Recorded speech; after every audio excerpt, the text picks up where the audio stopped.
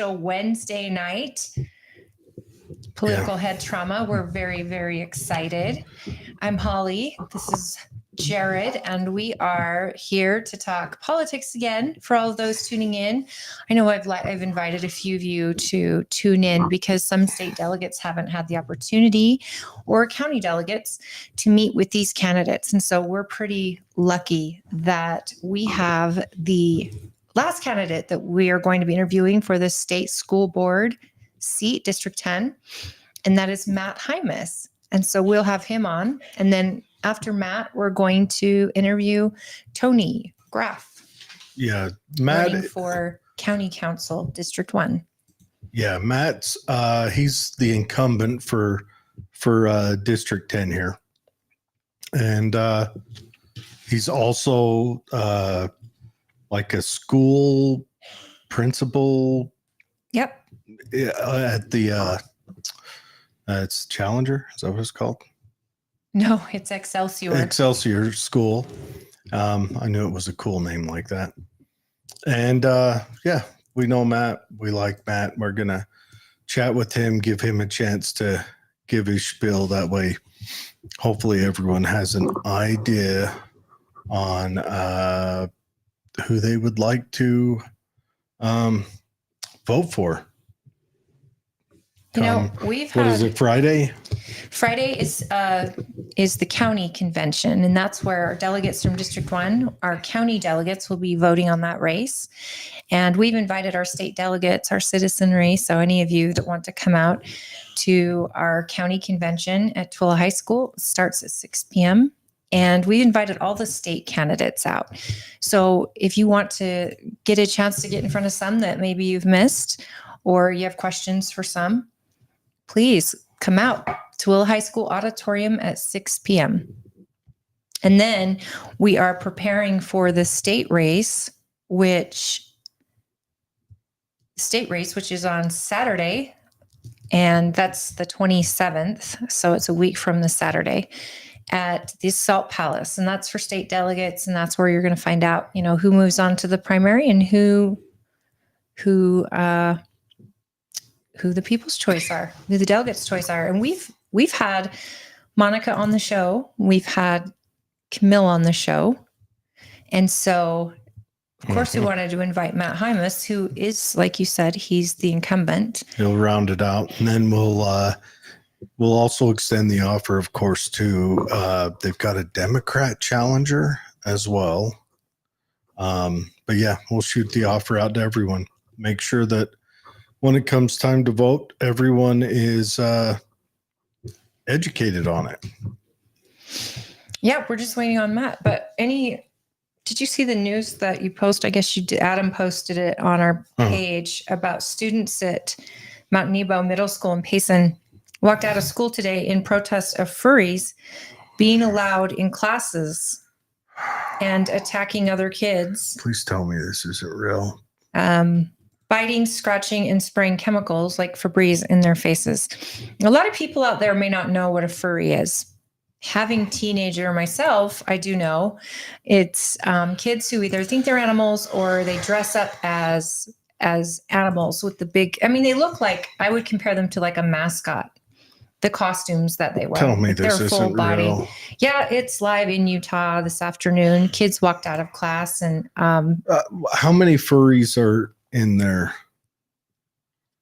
Probably, you know what? It's cultural think, right? It's social think. So it probably started with a couple, and then they all thought it'd be cool. And Adam Bartholomew was on the scene, and so he interviewed and talked to some of these kids and filmed it live, and it's on our page at Political Head Trauma on Facebook if you want to see that, because that's just my eyes can't roll enough. Did Adam, I got to see a little bit of it, but I was setting up the stream, so I didn't dig into it. But how many, I would like a count of how many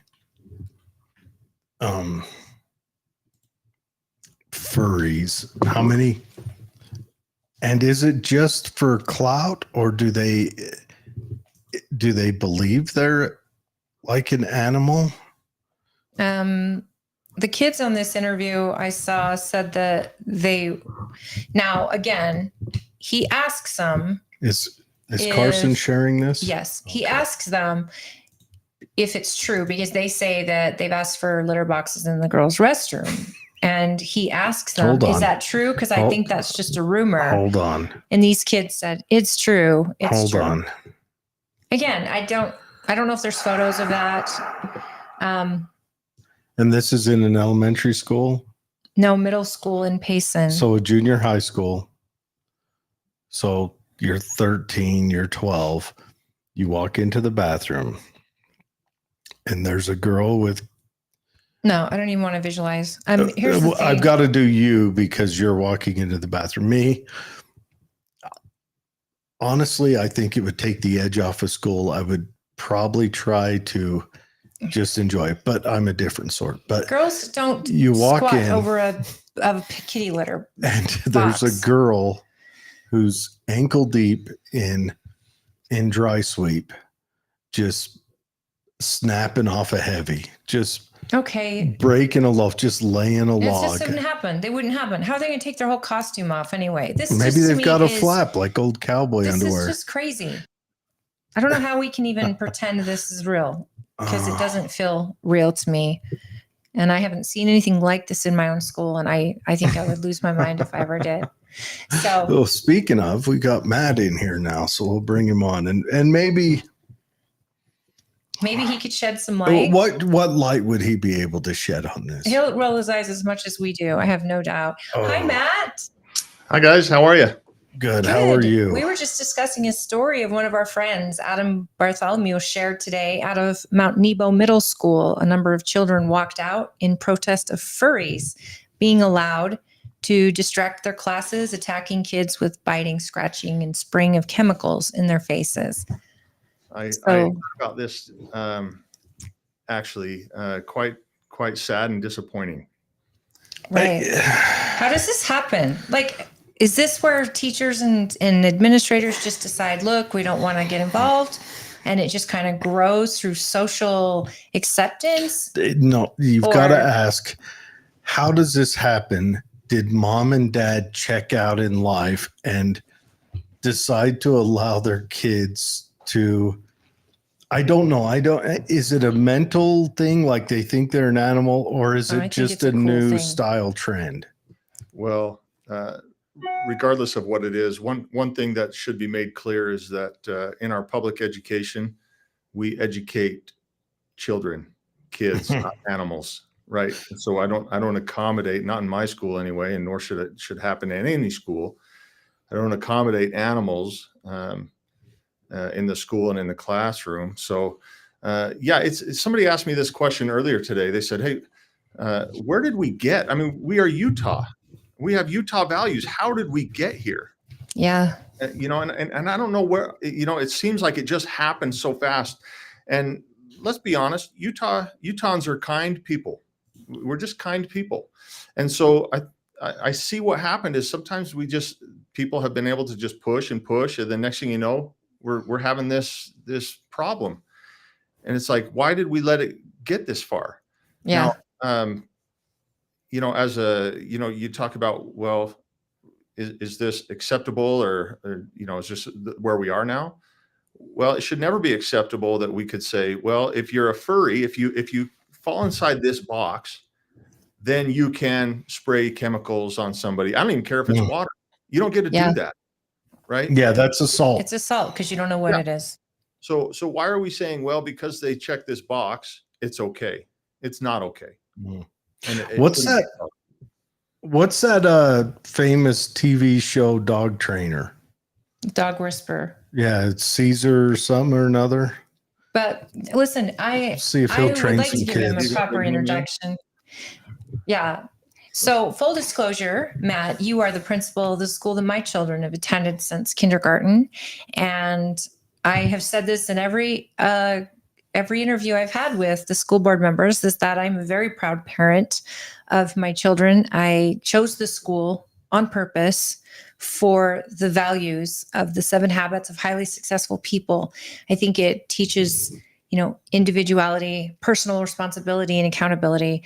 It teaches, you control your own destiny, it teaches manners. You talk about do unto others as you have done to yourself. And it's got a really important part, which I notice some other schools don't have, and it's history focused at even a very young age. My child learned about the Emancipation Proclamation in kindergarten. Both kids did. And I think that's phenomenal. And it was taught so well and classy, I should say. So this is the principal of Excelsior Academy and our incumbent. This is Mr. Matt Hymas, and you've been on the show before. Yeah, and before you go there, I want to address what you just said here, because this is important. One of the things that has been happening since the early years of Excelsior Academy is the Veterans Day Assembly. Mm-hmm.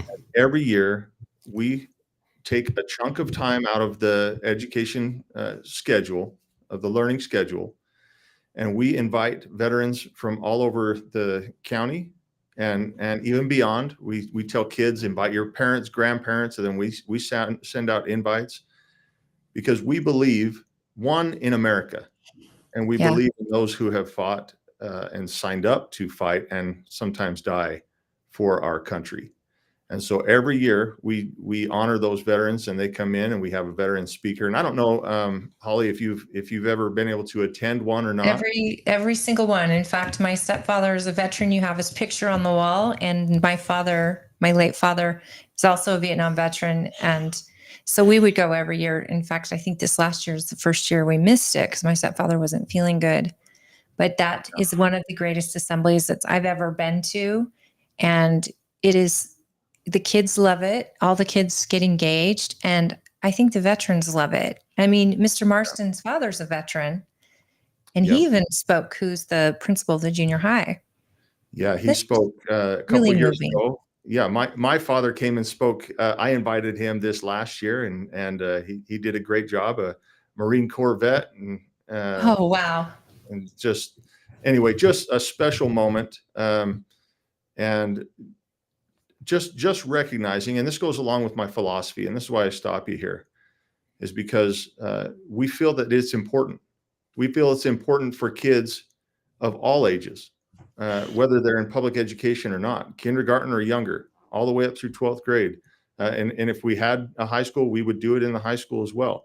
But it's important for them to see and visit with, and we ask our veterans to go visit classes. Talk to these kids. It's that important to take time to have that experience. So anyway, sorry to interrupt.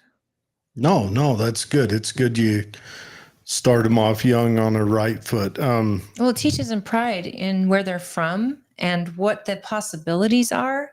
And it teaches them love of their country and appreciation for the sacrifice. I mean, the assembly, if you haven't been to one, you're a veteran. And I think you would really enjoy it because it's so touching. And then the kids will take their grandparents to their classroom or their dad or mom. And then the classroom gets to ask questions. And I've heard the funniest questions as my kids have gotten older in their classes. And my stepfather enjoyed it tremendously. Yeah. And Jared, you don't look like a crier, but I think we might be able to get a tear out of it. Yeah. It gets pretty emotional. Good. So Good. Matt, I'm excited for a few things. One is that, out of all the candidates in the races, you're actually, you're in a school, and your job and your success depends on the very standards that board brings down.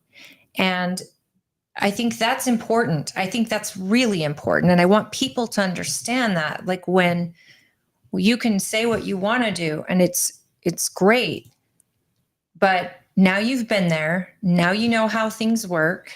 It was your first term this last time, correct? Yep. Yes.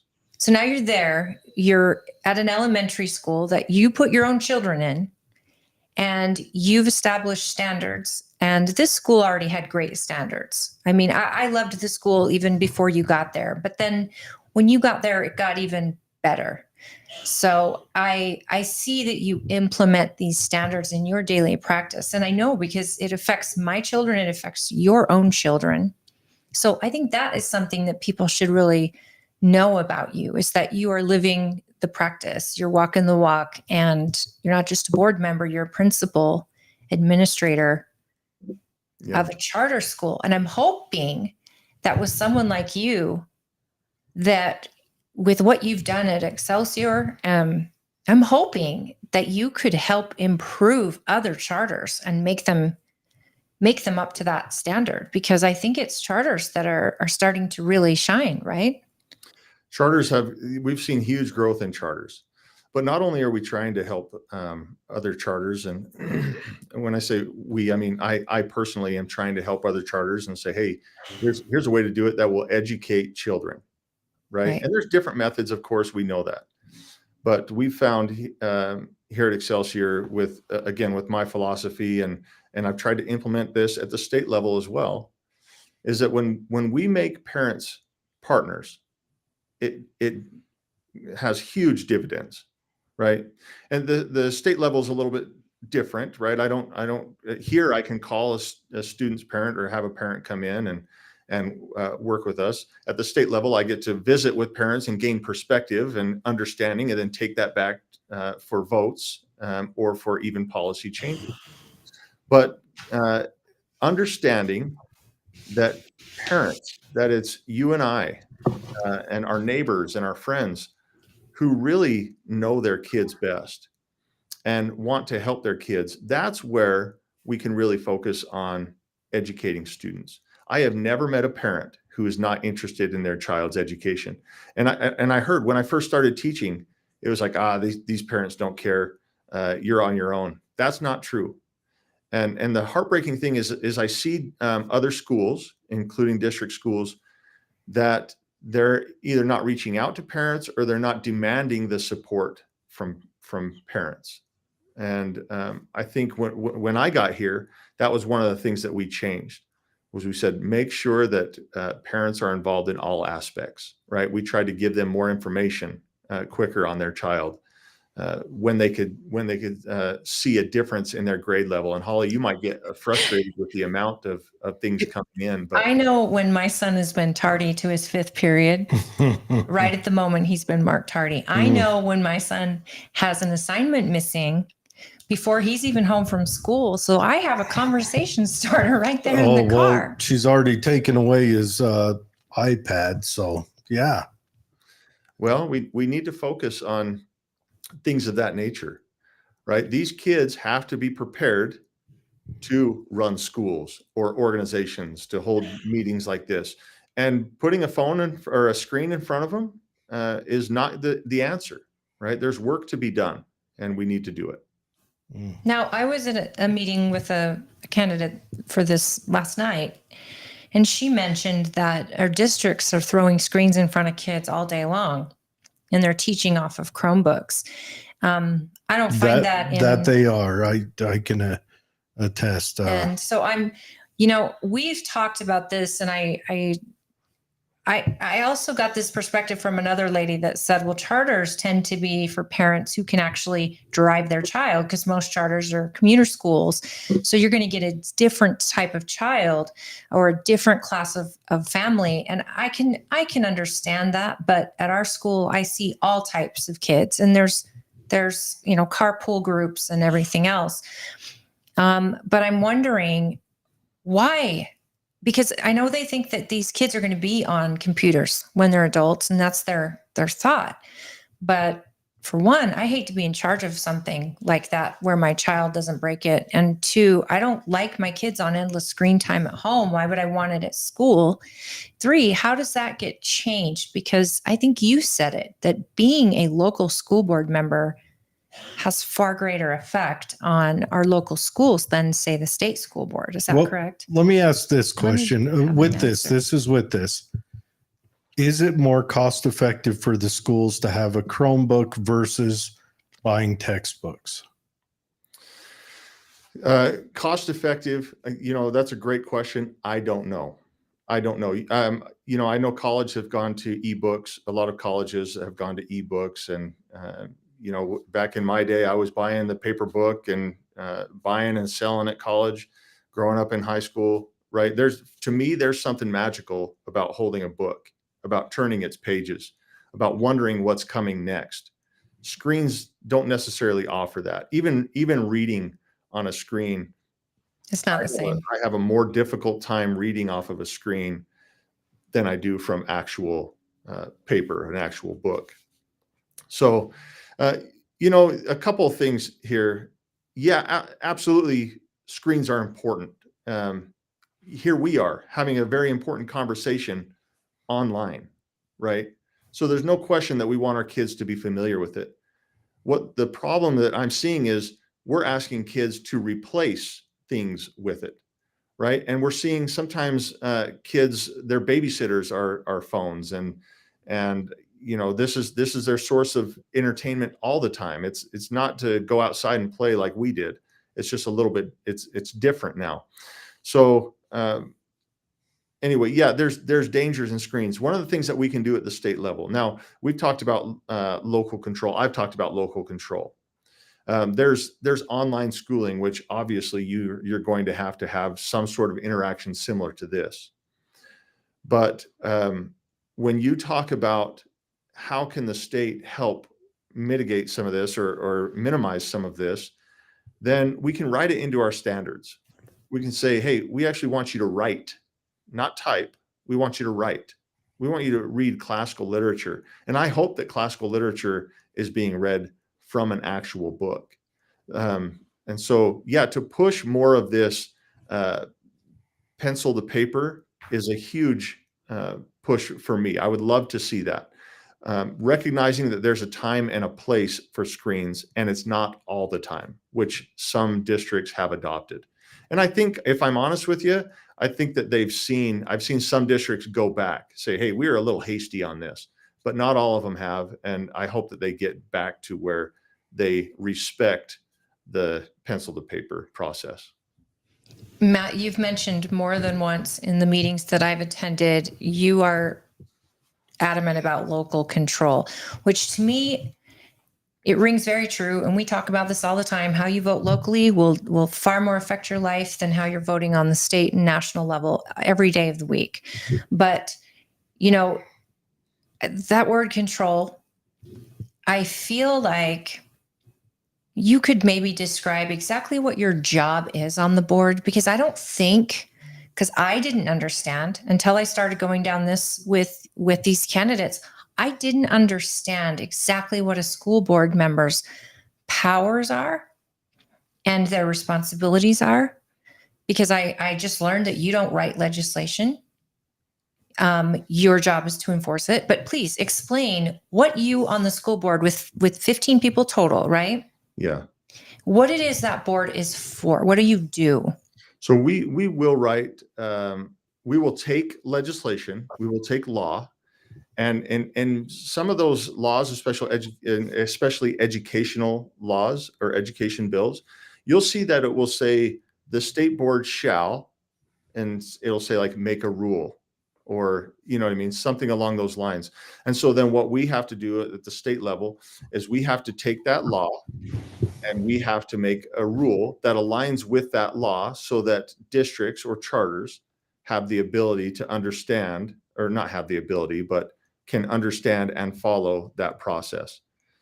You make it digestible for the districts. Yes. And you define things better, maybe, because laws can be. Laws are oftentimes they're general. Right. So we'll put it into practice and say, here's what it will look like at the school level, right? And then even on top of that, like some of our rules will say a school needs to have a policy on fees, right? And there's not a whole lot of flexibility, but each school then has their own policy. So we don't write direct policies for schools on all subjects. But what we can do is we can say, this is the rule, and your policy has to align with that rule, and it cannot break it, and the rule can never go against law. And this definitions that you provide, they then go to the local school boards, correct? To implement within the districts. Yes. Okay. So your power essentially is to get from the legislature what their bill says, then to add to it in a way that defines that bill so that it's workable for schools and parents and teachers to understand. And then you implement it and then put it down to this local school boards who then put it into the district. See, Yes. a lot of people sometimes think that the school board's up there writing curriculum, writing bills at the Capitol. Now, I know that a lot of you do spend time at the Capitol. I thought you guys just did tweed try-ons and then went home, but Well, you were close, Jared, but I know. I see you're not wearing tweed and there's no I know. leather Just elbows here, in right? sight. I So- gave you a heads up. It wasn't happening. I've noticed that legislation in 2024, for example, can you give us an idea of legislation that you think is, because here's what everyone's upset about. They're upset about pornography in schools. That's the big topic. Yes. And I believe that it was covered or discussed during session. And I know so many minds and so many different people and chefs are in that kitchen to build that.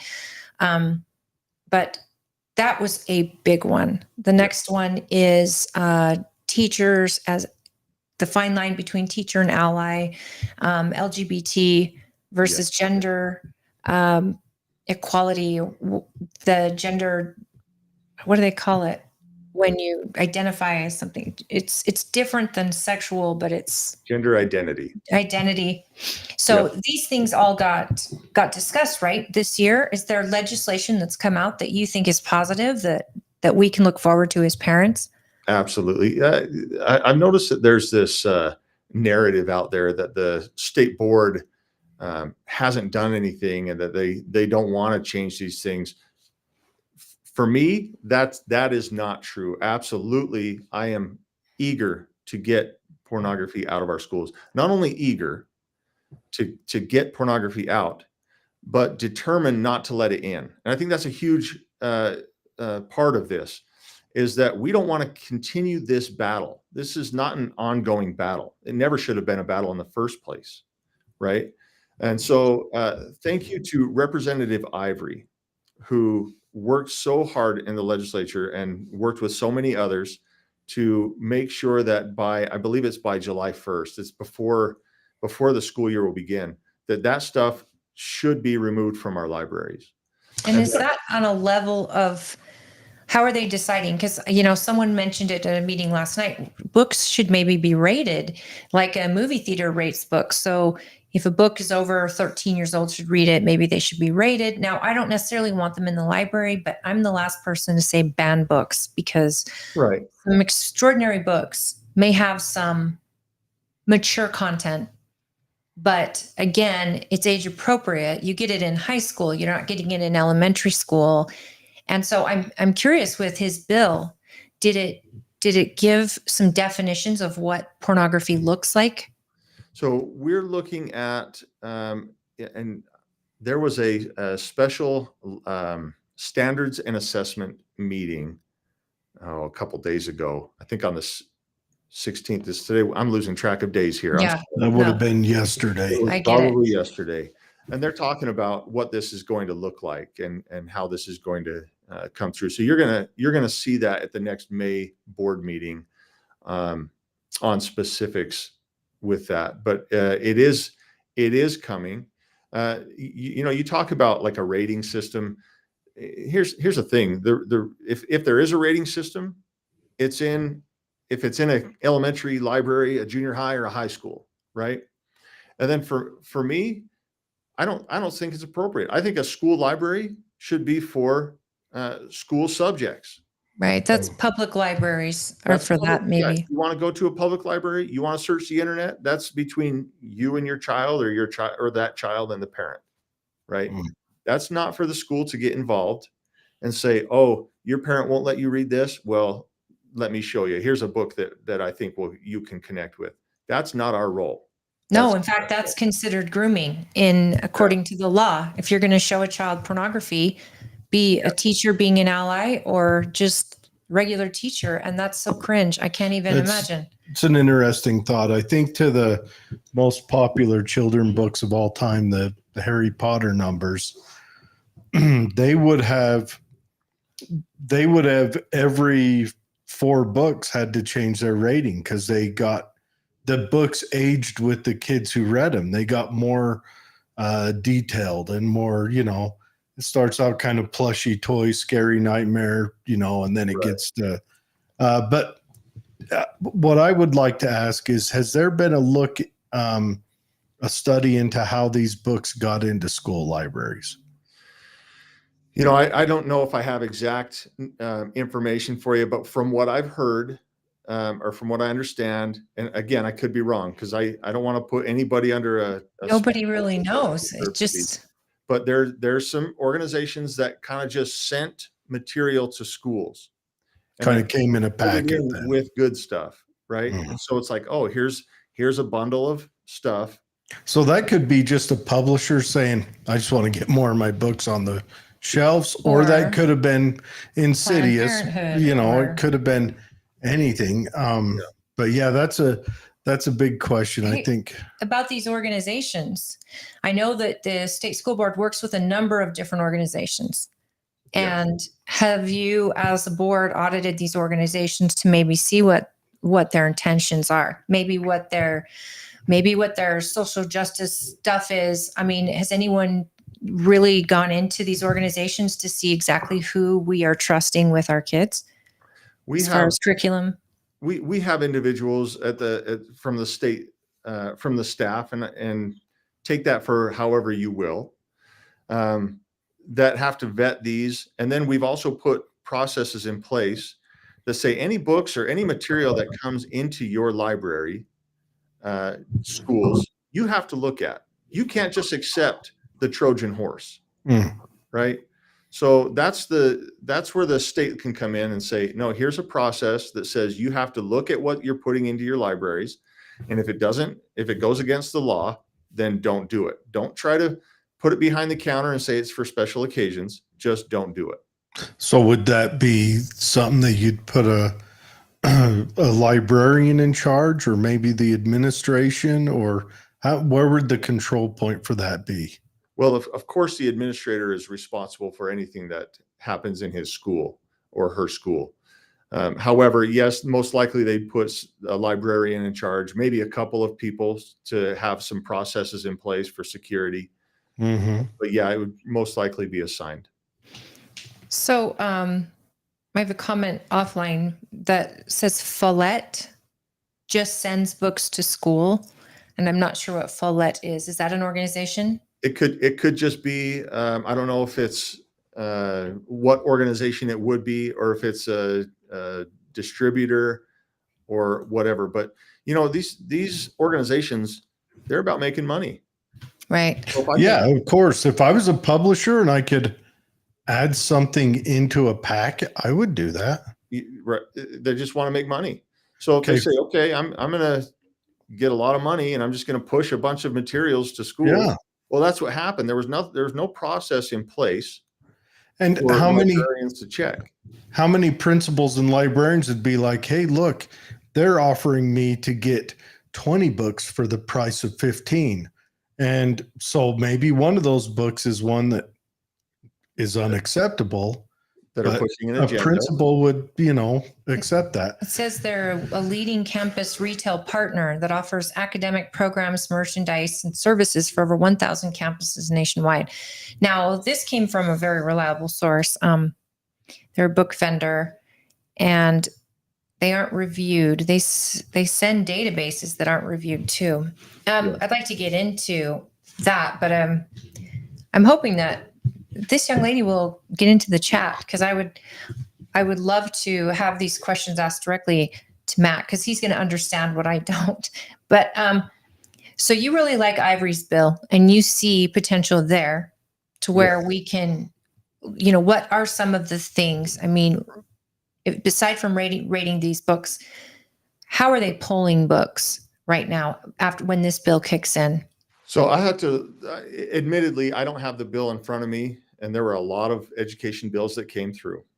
Right. But I do know that this bill should it has the direction of saying we're not tolerating it, we're not putting it in our schools, and I don't even know. I mean, you talk about a rating here. I don't know what that means, because the filth that has been read to me, or that I have seen, it doesn't. It would be an X rating. Yeah, it's not for schools at all. I don't even know why it would be even considered, right? Well, I figured if you can't read that book aloud in a public meeting, how is it sitting in a library for kids? It's a pretty obvious removal process at that point, isn't it? Yeah. Oh, To yeah. say, yeah, we're not. Why is this even debated? Well, and so then you also have talked about Kira Birkeland. This is something that I really have noticed about you as a candidate, that you're not getting any limelight for yourself. Have you noticed this?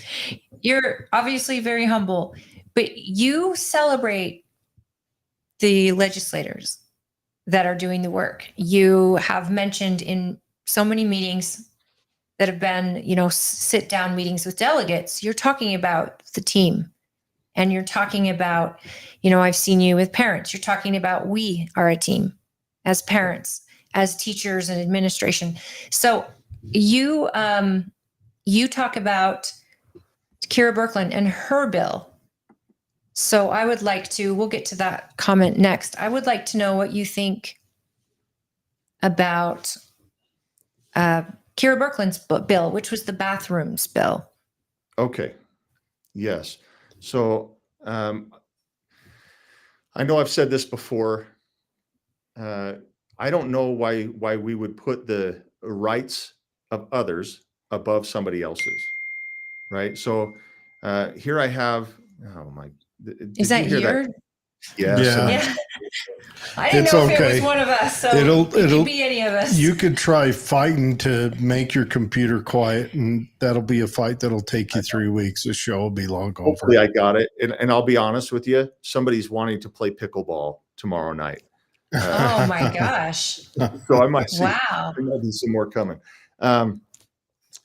Anyway, we're talking about rights here. So again, this goes back to, just because I check a box or I fit inside of a box, does that mean my rights are better than the rights of others? Sorry, that threw me off here. What was that? My rights, That wasn't my us. rights, somebody else's rights? Absolutely not. So I 100% agree with Representative Birkeland that we need to protect the privacy of boys and girls in Utah's bathrooms and locker rooms. Sex designated privacy areas, right? While providing, and I have it right here, while providing flexibility for unique student situations without violating the privacy of others. That, again, I mentioned this, I can't remember when we were having a conversation. Oh, it was probably in a debate, that swimmer who has spoken out, against, right? Just Riley Gaines. horrifying.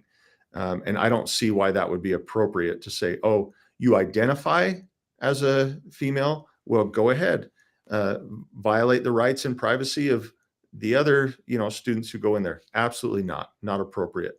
And so very appreciative of what she's done on here. And you talk about, I don't like to use the word I a lot because I'm one person. Even, and I recognize that the legislature has a job to do. And I support them in that. And sometimes I don't always agree, but I support them in that. And I always support them in that.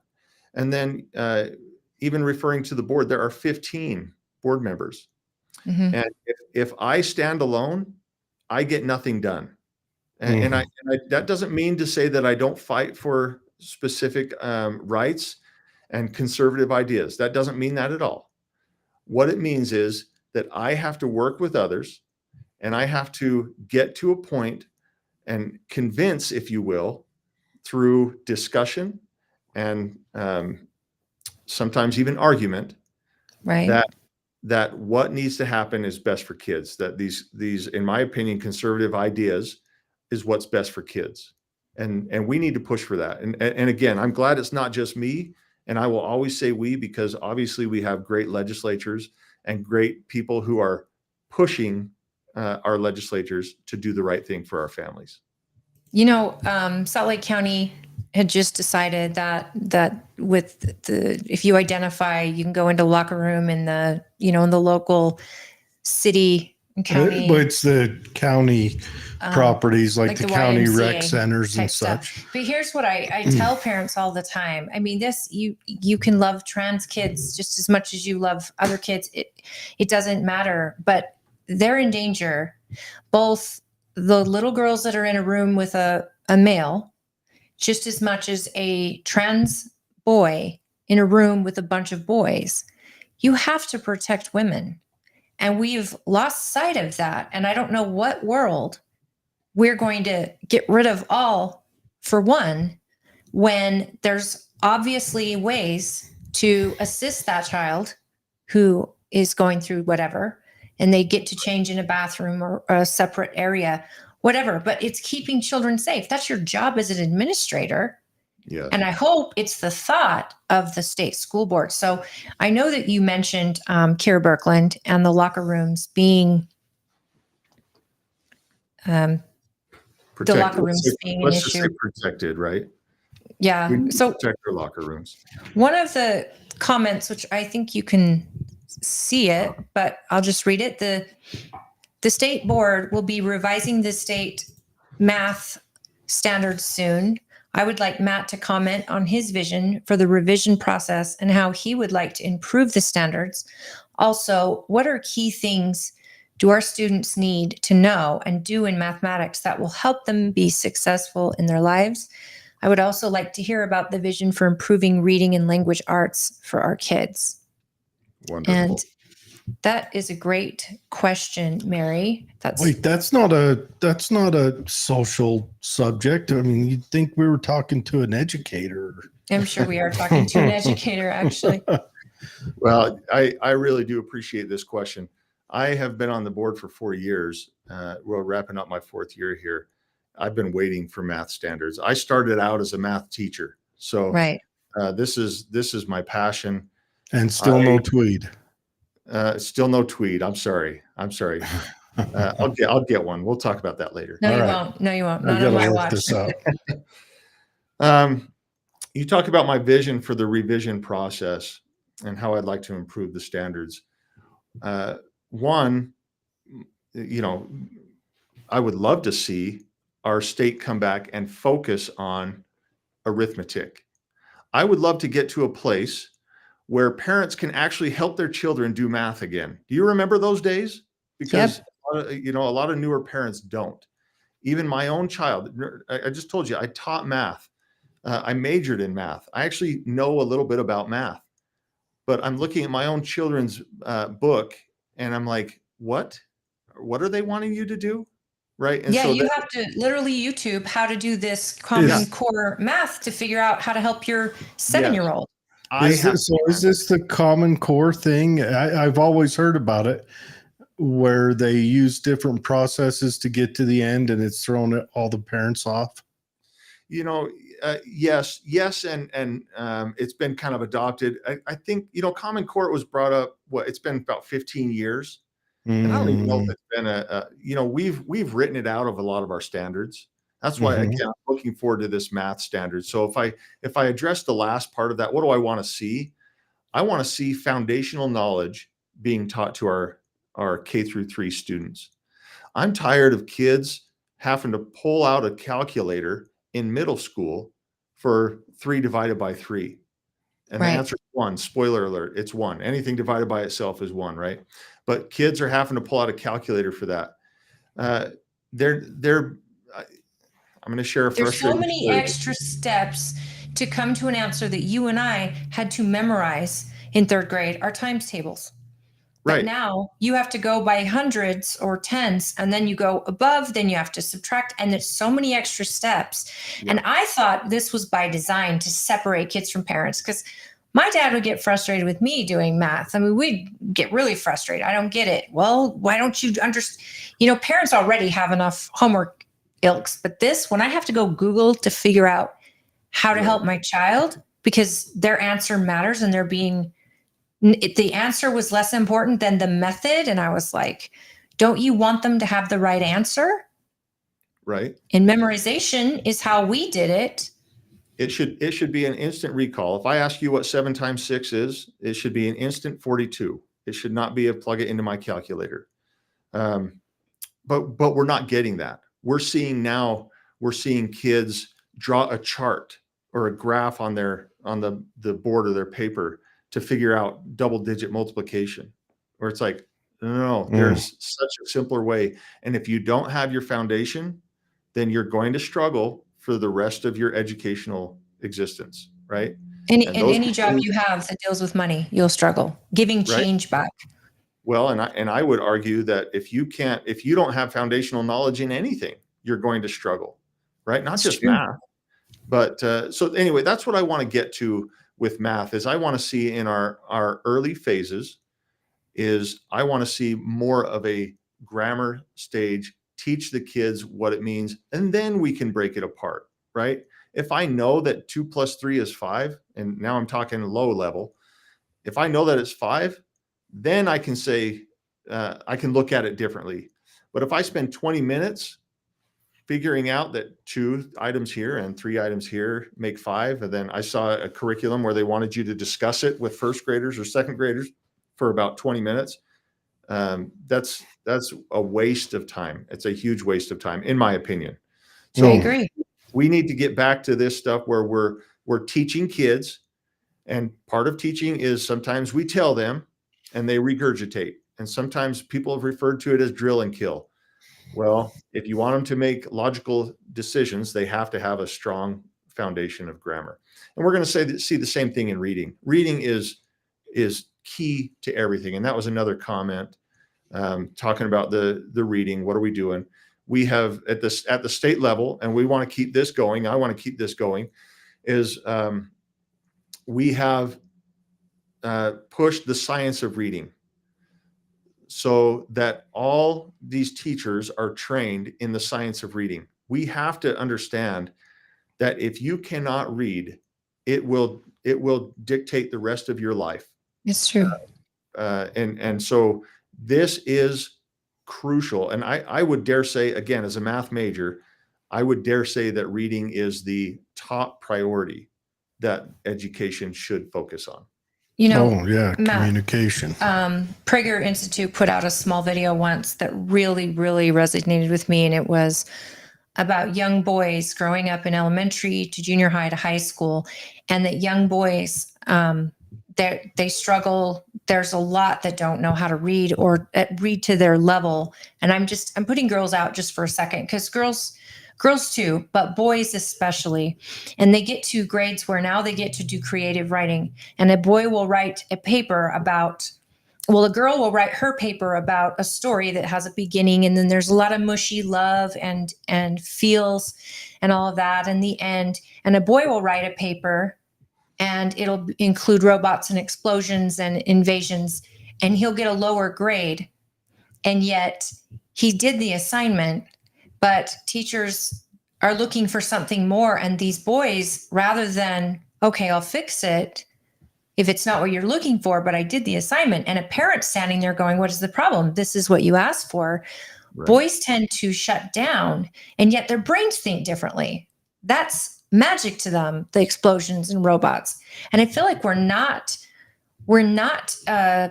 teaching these kids and grading them based on, what they really know. How was your punctuation? Did you make complete sentences?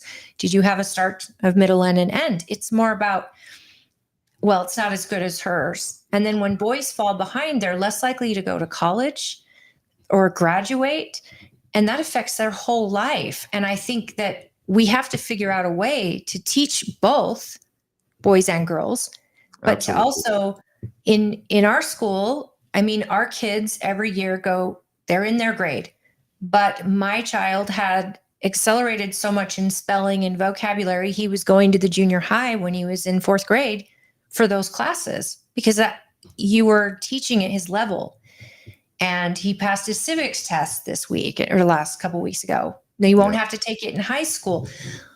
Why are more schools not following the type of successes that you found personally in the school you're a principal of? Because I know not all charters do what you do. Well, one of the things that we do at our school is there's a philosophy that I go by, And it's, if the kid doesn't know it, you haven't taught it. Or if the child doesn't do it, you haven't taught it well enough, right? And so we don't blame the child for not knowing. We don't just assume that because they're not doing it, that they're dumb or that they can't do it, or that they don't want to do it, right? We assume, we look inward. And I don't know if, I don't want to put other schools down, because I don't know what their capacity is and I don't know what they are doing. But it's my firm belief that if you want a child to do something, set an expectation, help them understand that they can reach that expectation, and then teach them how to do it. So you talk about these differences in boys and girls. Well, if you're getting papers like that as a teacher, for me, I'm looking inward and saying, okay, I wasn't clear on my expectation. I wasn't clear on what the assignment was about. And so I need to not punish the student, but reinforce, like, okay, make sure, whether it's in that moment or the next time, and a teacher just ages like good cheese, right? So you've got to make sure that you get better over time, is what I'm saying. I don't drink wine, or else I would have used that analogy. But anyway, I would hope that as an educator, that they would say, okay, how do I do this better? Because kids are kids. When you talked about earlier, like what kind of kids are going into which kind of schools. I believe the input is pretty much the same everywhere. It's not exactly the same, but the input is pretty much the same. It's the output. Because of my ideals and my philosophies, it's the output that you're going to see kids rise and meet those expectations. It's because we've taught critical thinking skills. We haven't pushed an agenda. We don't want to push agendas. We want them to think for themselves. We want them to have self-governance. When a student does something inappropriate, I sat down with one today and I said, do you really think that was the appropriate response? And the answer was no. Now, that was my choice to have the conversation was more than that, but is it to have a conversation and teach the child, or just say, you know what, you are a problem. I am getting rid of you. What does that do for our kids? Nothing good anyway. What you're negative. What you're actually doing, and I don't know if people realize it, but just my years at Franklin Quest in my old days, by setting a goal with a child, an expectation with a child, then teaching them, then celebrating when they meet that goal, that is how they get self-esteem. Yes. And that's what children are lacking. And you can't give self-esteem to a child, but you sure can give them ways to find it within themselves by accomplishing goals that they set for themselves. Absolutely. The only thing that a student can do for themselves is effort, right? They could be smart or not as smart, let's say. But if they put in the effort, you're going to see rewards come through, right? And you talk about self-esteem. This, to me, is the greatest SEL program. We talk about SEL being a hot topic, and I don't mean to change this subject here. What is SEL for everyone? This is social emotional learning. Okay. And what has happened is this has become this thing where academics has been placed aside, and we're going to spend hours during the day talking about how it reminds me of that old SNL skit where I think it's Patrick looks in the mirror and says, "You're good enough, you're smart enough, and doggone it, people like you." Well, is the SEL just to kind of socialize everyone first and then educate them second? Is that what it's about?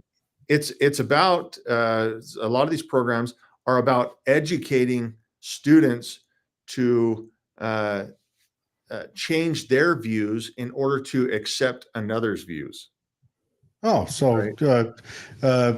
What would you call that? I'd call that communist Russia. Yeah, the Red Guard training camp. The greatest thing that I can see for an individual is, if you want to talk about what actual social and emotional learning is, and social and emotional development, in my opinion, is finding success in academics. You want a student who is self-confident. You teach them how to read and do math. Yeah. And I'll tell you, as a math teacher, everybody says, "Man, you must be smart." Well, no, I'm pretty good at math. That doesn't mean I'm smart. But that's the thing. If you can succeed in academics, not only are you going to feel confident, but people are going to be confident about you. Mm. It's And true. so And at the yeah, very that's youngest level, my child used to be, my son and daughter, totally different kids, totally. My son would do all of his assignments, never turn them in. My daughter would feel terrible if she missed one assignment on top of it. Boys and girls are different. But it took, I think, a teacher at your school, and I'll call her out, Mrs. Larson, sat down with him and just explained to him, like, you're not getting credit. You're doing all this work for nothing. And if Yeah. you see it through to the end and you stay on the path, you're going to see that reflect. And it was like, I say that all day. He doesn't listen. She sits down at his level and explains it to him. And it was like, oh, okay. And then, holy cow, all the assignments are getting turned in. Now, we still have some, but I think that goes with your life. These are life skills you're teaching. If you see something to its end that you're committed to, you will find success in it. And another comment from Mary that she'd added is she would like you to remind listeners that there are not federal standards are developed by the board. I'm kind of confused there, Mary. There are not federal standards are developed by the board. I So think she's is she trying to saying say the board, that you our don't develop standards- the federal standards?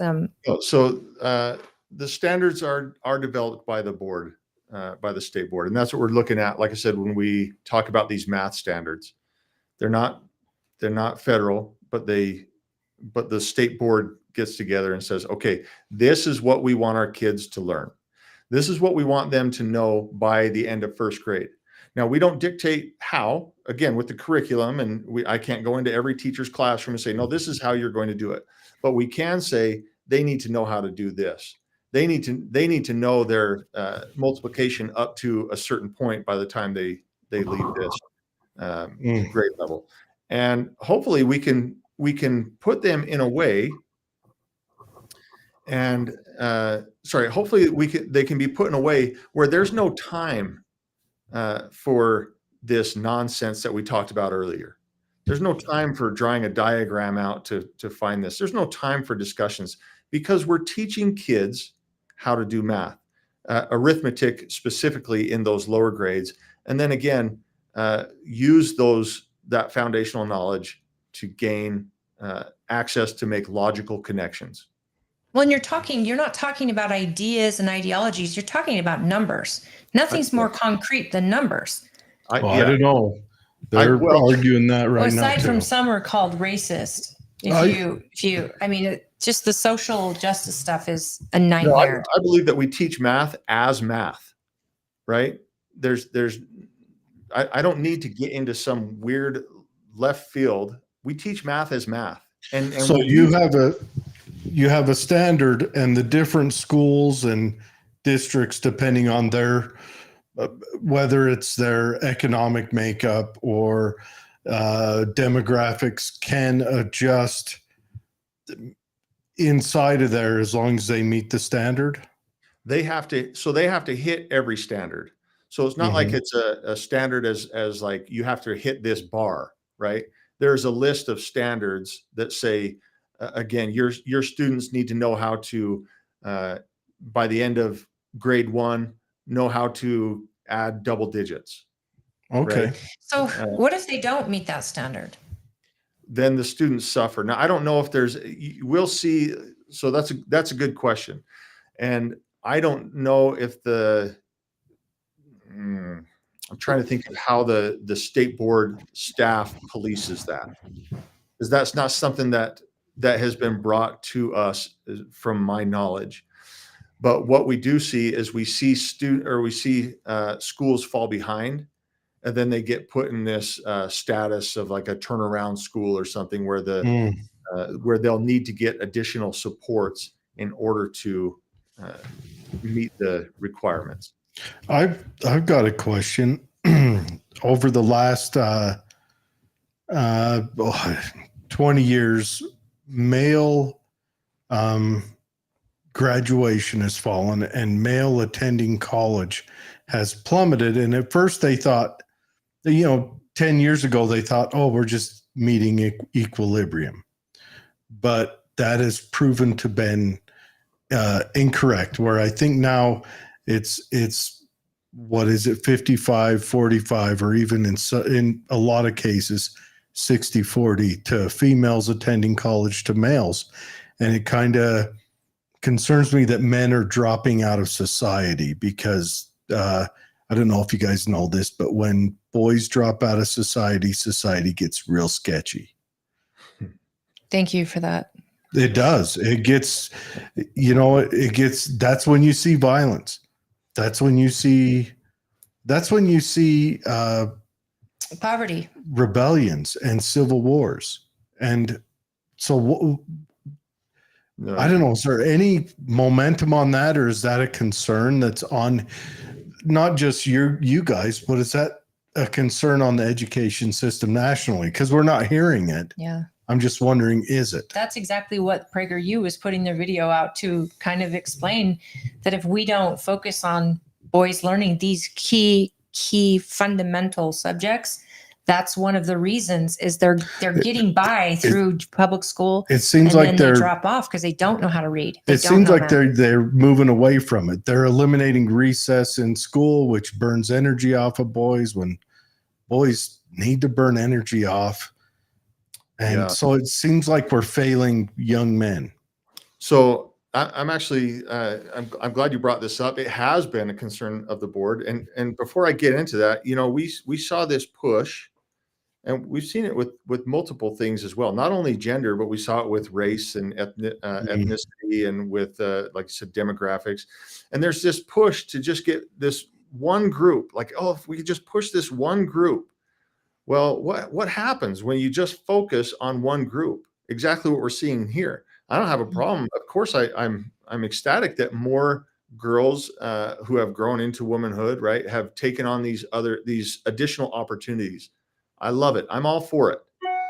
But we can't neglect the other people in our society while doing it, right? Yes. And so at the state level, we as board members, actually in our audit committee, we talked about, or maybe it wasn't audit, it was in one of the meetings, we talked about having research done to find out what's happening to our young men, because there needs to be an even balance. Yes. And I agree that when we had X amount of males doing this and females down here, let's see what we can do to bring them up. But what happened is we ignore the males and then bring up the females, and now we're like this. It's the same thing, right? And so now we have to bring it back. So we're trying to find out, to your point, Jared, we're trying to find out what happened to our young men. Why have we not supported them the way that they needed support, along with our young women, so that we can have a good, balanced society? And I think we missed the mark on that as a society, as many organizations have started these different programs specifically for different organizations. We've left out the white male. Well, right? White male's the bottom rung. I mean, they may as well be mascot poop under the totem pole. I'm curious, there's this push that we were inherently racist, or you know what I mean? Yeah, I looked one time at a list of scholarships, and like literally thousands of scholarships, and I think like 4 of them could apply to white males. But they also included all the others. But they included all the others, but white males. Tell me, Matt, because it seems like over the years we've gotten rid of shop and home ec or mechanics. I mean, I know a lot of boys in my high school were always out in the shop, out in the mechanic shop, and they loved it, and they actually grew a love of building things. And I feel like a lot of classes, are those classes just left public education? No, because go ahead, sorry. I took home ec and I learned the basics of cooking, and I had a great time, and I took sewing, and then I took shop. and I have all my fingers. Hi, Mom. But what I'm wondering is, I know money was an issue, and they were starting to get rid of those extracurriculars, they called them. But in the meantime, those were ways that really spoke to boys sometimes and girls, and enhanced their love of school, or maybe taught them a trade while they were still young. And maybe they went to trade school instead of college, but we're seeing that even trade schools could use more. Yeah, I mean, so first off, I took home ec. I learned how to sew and cook, and I remember sitting in an 8th grade class thinking this wasn't for me, but I did it, and I was very appreciative. It comes in handy later in life, right? Even in 8th Yep. grade. In high school, I All the took girls are in that class with you, so you're no Yes. dummy. In high school, I took some metal shop and some woodworking, and you know what I mean, auto mechanics. These are great programs, and they really do give students, males and females, the opportunity to see, hey, I like this or I don't like this. CTE, which is it has all these programs that we're talking about, career and technical education. The program has continued to grow, so they're still out there, but we would always like to see more, and we do see a lot of these males fall into these categories in the trades, and that's not a bad thing. And one of the things that I really appreciate about expanding these is it gives the student an opportunity to find out what they like, right? And you guys Yeah. know this. It's like, well, we have more males in I don't know, construction than females, so we need to fix that. Really? Because I know more males who like construction more than females. So Yeah. that's natural, right? You So want a mutiny, go kidnap women and make them go into construction in October, November, Or work in sewers, February. or there's just ideals that women prefer different jobs than others. That's not all women, but I mean, that's common sense. You're going to find more women. I know we don't have a lot of time. Are you getting signatures, or are you going caucus convention? I am all in the hands of the delegates. So I love that. they are going to decide in a week and a half? It's all in Yes. their hands. So Excellent. Well, and It's a week and a half, or is it this Friday? no, he gets elected at state. Oh yeah, you're a state. yeah. So state delegates, if you haven't had a chance to meet Matt, and you want to leave a comment for him, do it right now where he can answer it. Or Matt, how do people get a hold of you if they want to reach out to you before convention?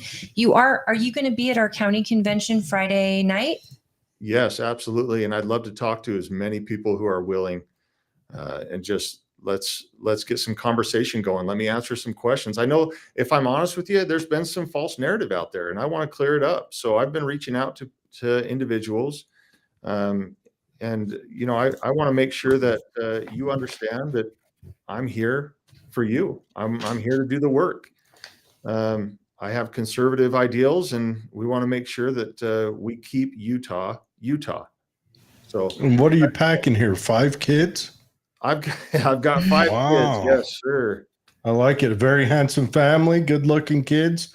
I have one more question, kind of to follow up on this males getting left behind thing. Because, granted, I'm sure there's things that schools and the primary education can do to help this out, but colleges tend to also have a problem with this. Is the school board, do they have anything to do with the higher education at all, or is that something totally different? So there is a higher board of education. So we don't get to mess with that. I'm sure there's committees and individuals who work with them and give them ideas, but we don't make policy for the higher ed or anything of that nature. I mean, it would kind of be nice if you did. With this legislation that has just come out regarding HB 261, you mentioned that, and that is no longer going to be permitted in schools, which, for people that don't know, that's the policy programs on initiatives like anti-racism, bias, critical race theory, implicit bias, intersectionality, racial privilege.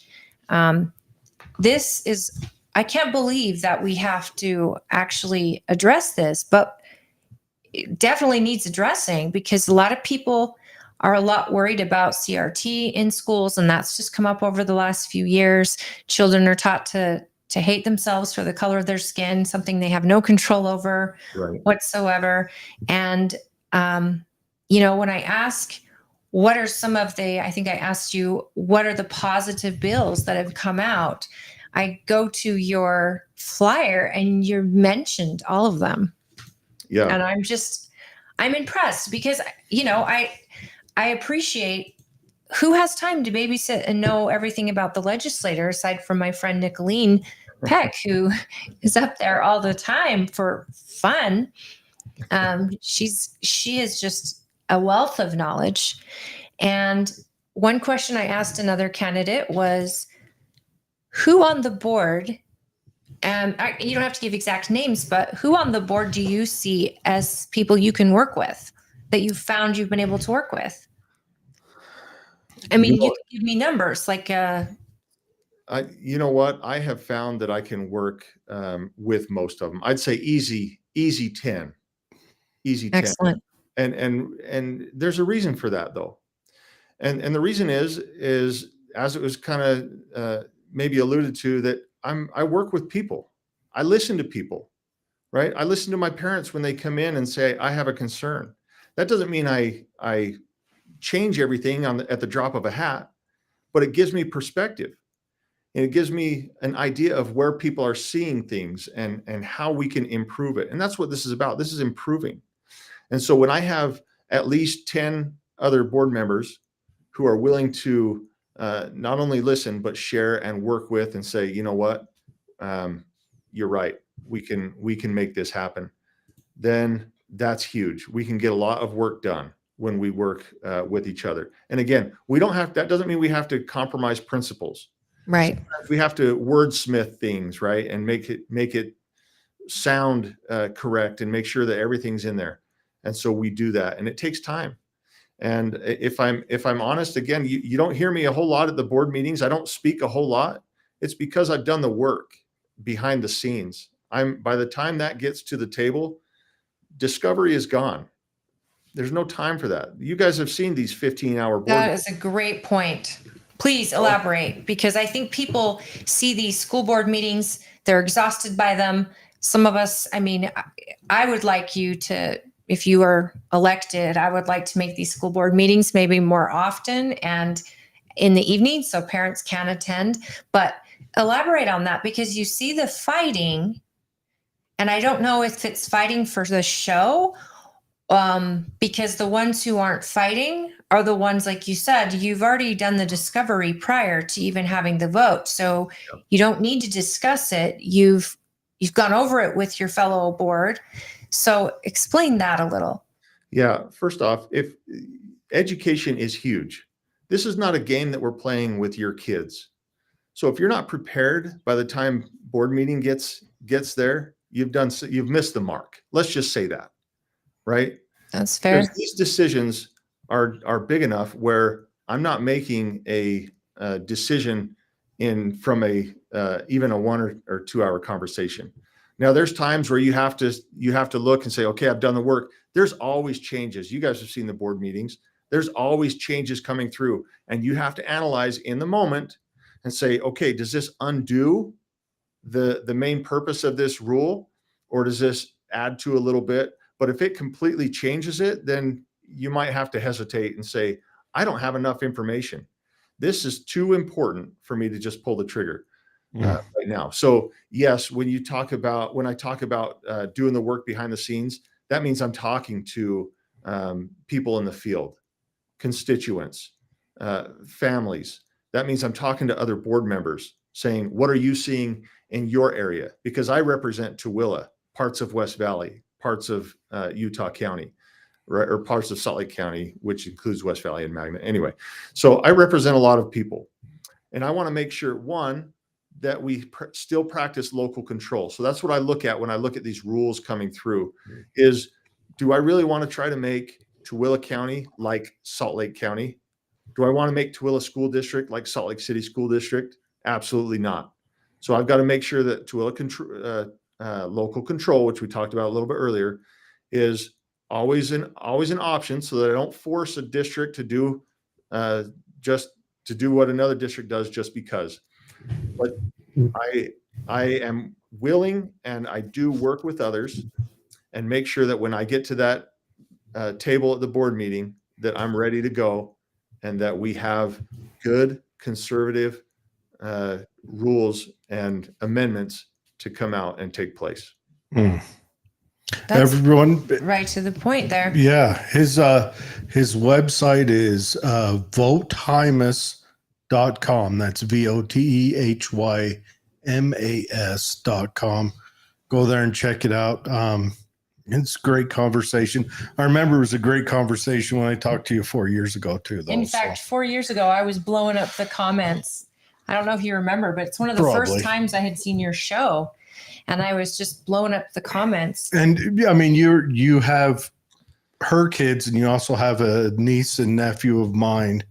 Although my niece might be in the elementary side. I cover both schools. Okay, so you have both of them.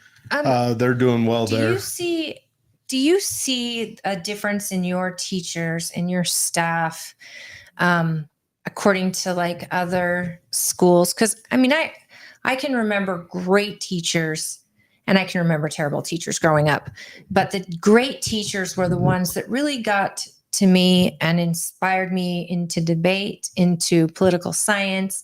I mean, into communications, literature.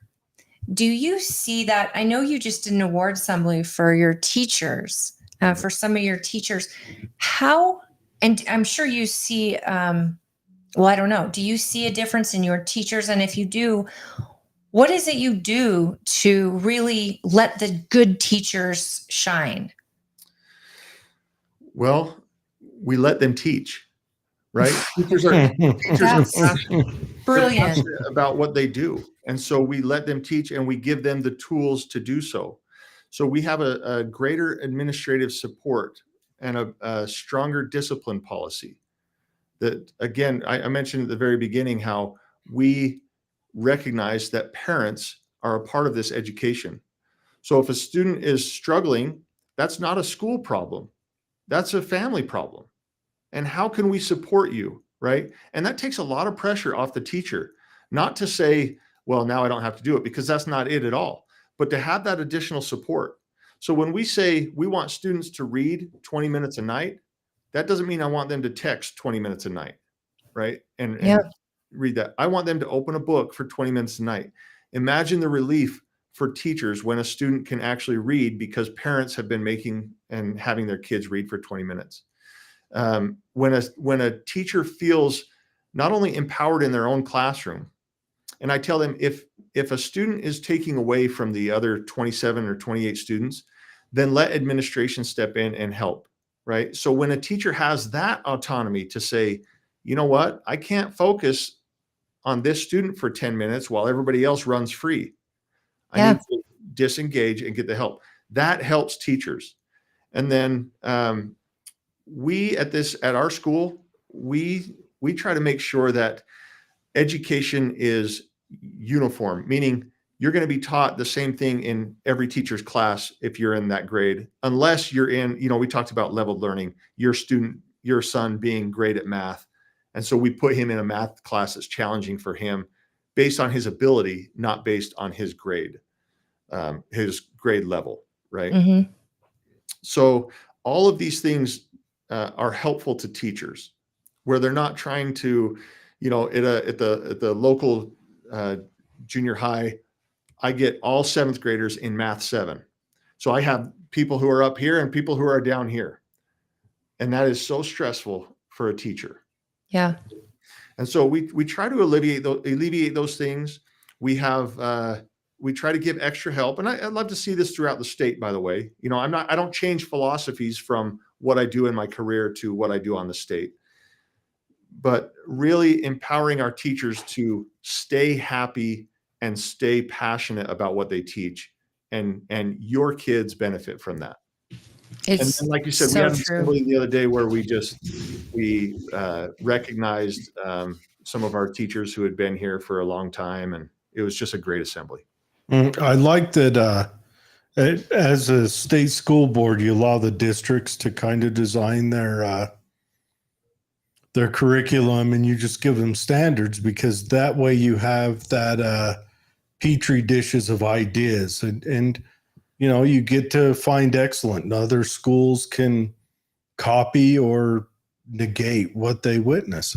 I like But that. that's something that I wish more schools would. I mean, when you see these different districts, some are doing great things and some aren't. And I mean, of course, I already said I would love to have people out there championing for charters, because I don't know, it's a different feel. I want every kid to be able to go there to a charter school if that's what they want. But I realize that the districts are all people have sometimes is public school. And I went to public school and I turned out okay. But I think that stop laughing. Why are you laughing?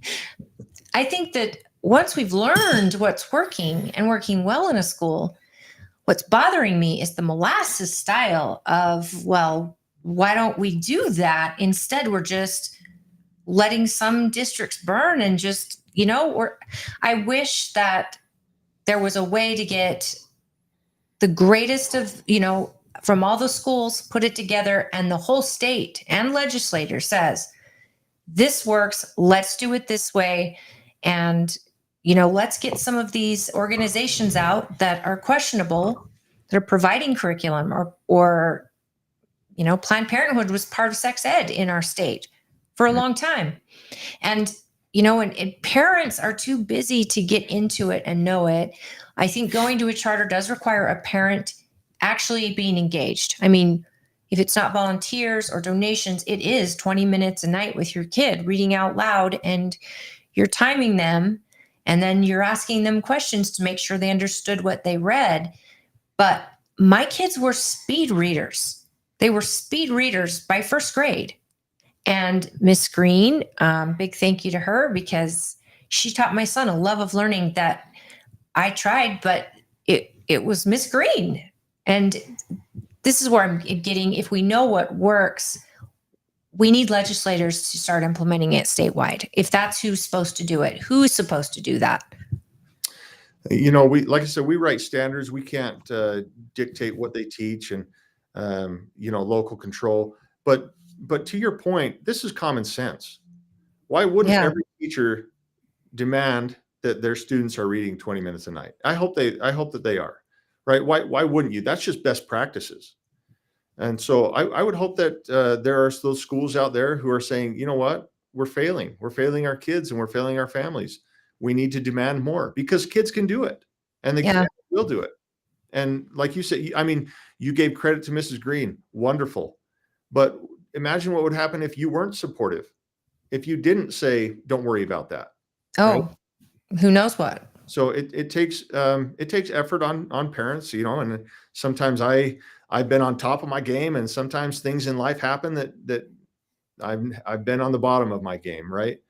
But it really does take all of us. And that's what I'm saying. When we get parents involved, whether at the school level or at the state level, amazing things happen. Well, and I hope you'd push that, because, well, I know you push that. You're highly engaged, and the parents tend to be in the school that I'm familiar with. But I know so many parents out there that are probably listening that feel powerless and hopeless right now, because they've gone to homeschooling and they're probably doing great with homeschooling. I know you support homeschooling as well. I do. But I feel like we have a gun to our head. Our children have to go to public school unless we find alternatives. And I think a lot of parents are just exhausted because they don't know what's going on, what's happening right now with these furries, and what's happening in their girls' sports. I mean, all of this just feels insane, and we feel helpless. And that's why you see so many parents turn up to school board meetings, losing their minds. And I would like to just talk about furries for an hour.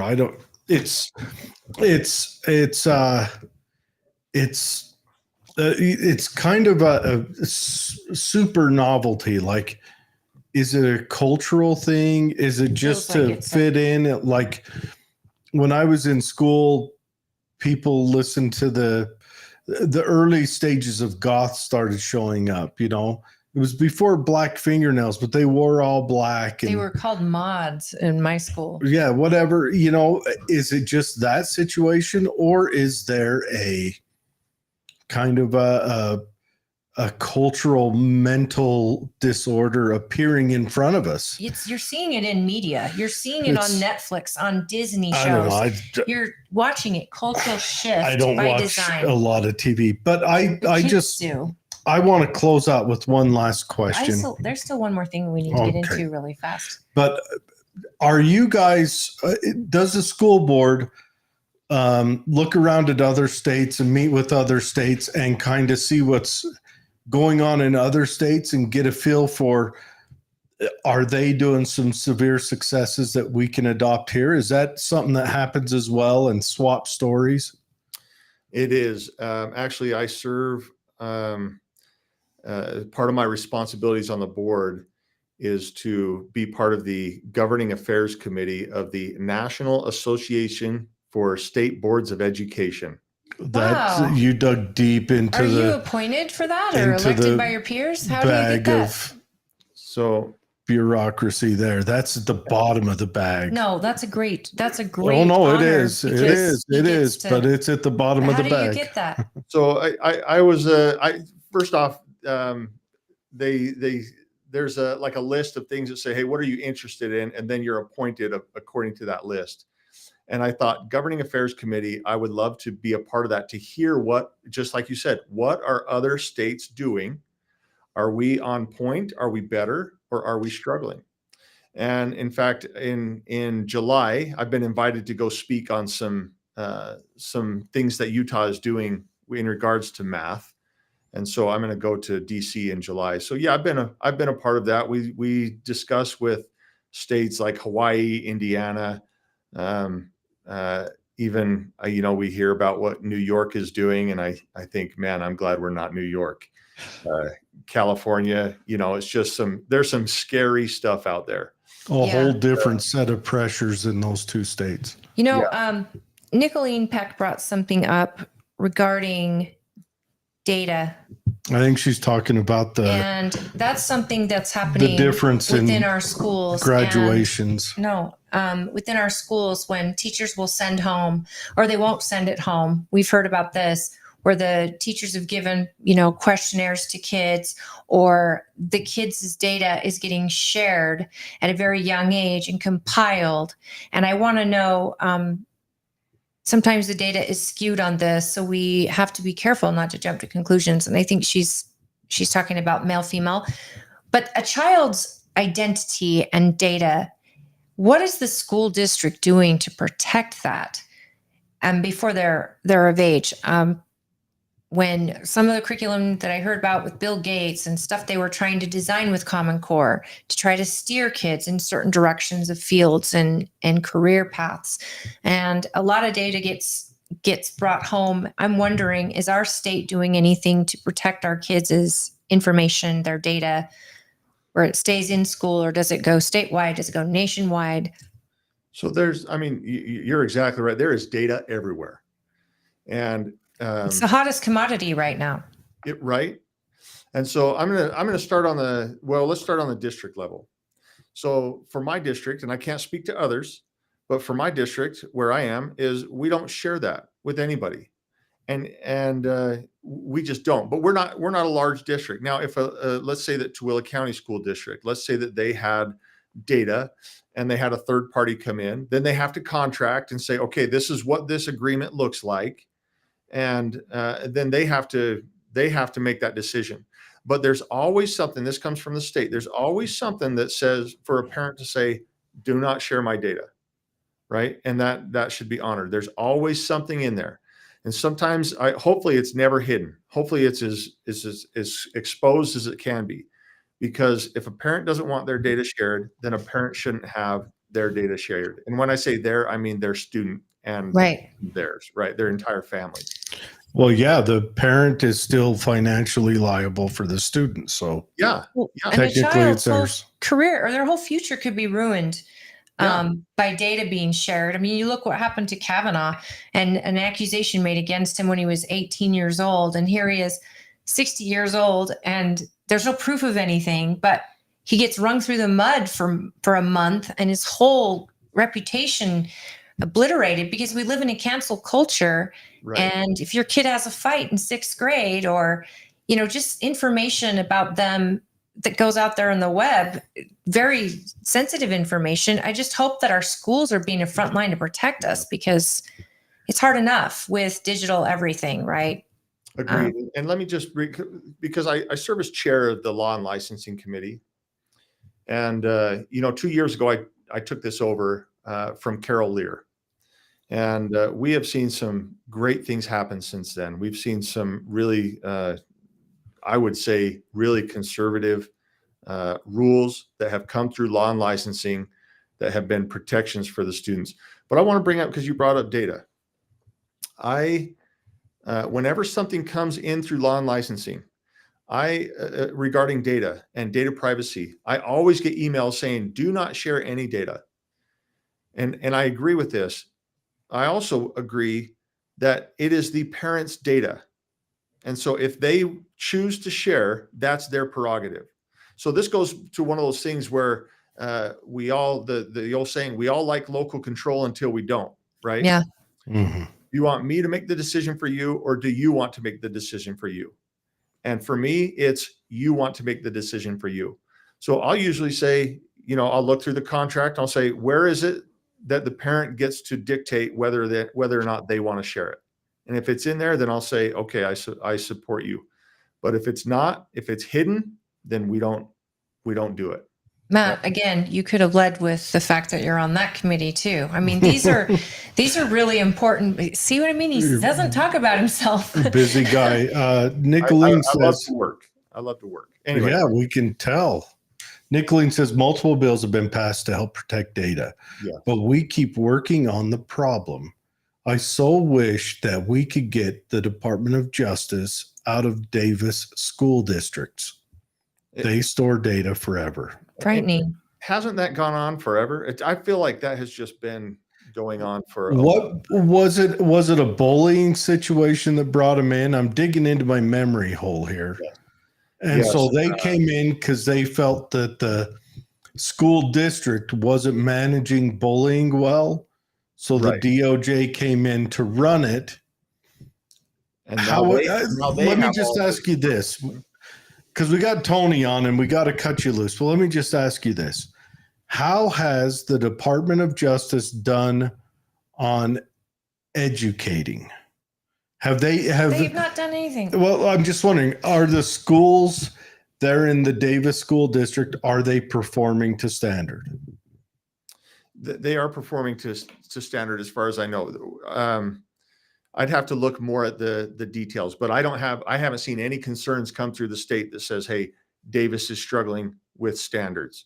Okay. Obviously it was on this incident with bullying, targeted around racism. And so that's where the DOJ got involved. I don't know how long an investigation like this takes, right? The kids are well past graduated by now. You think? I thought this happened just a few years ago. Hasn't it been like 3 years now? I don't know if it's been that long, but it's been a while. So Nicolene says that someone committed suicide and the mother sued the school and the DOJ was part of the suit.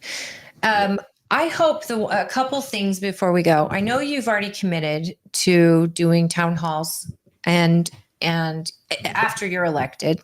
I know that was a question with many delegates, is how approachable you will be. And I mean, I can say that you've always been approachable to parents. Well, he has the thing at his school that we went to a couple months back where the other guy wore tweed. I just throwing that out there. Well, there are some nerds that are still show it. Dude, you're a math teacher.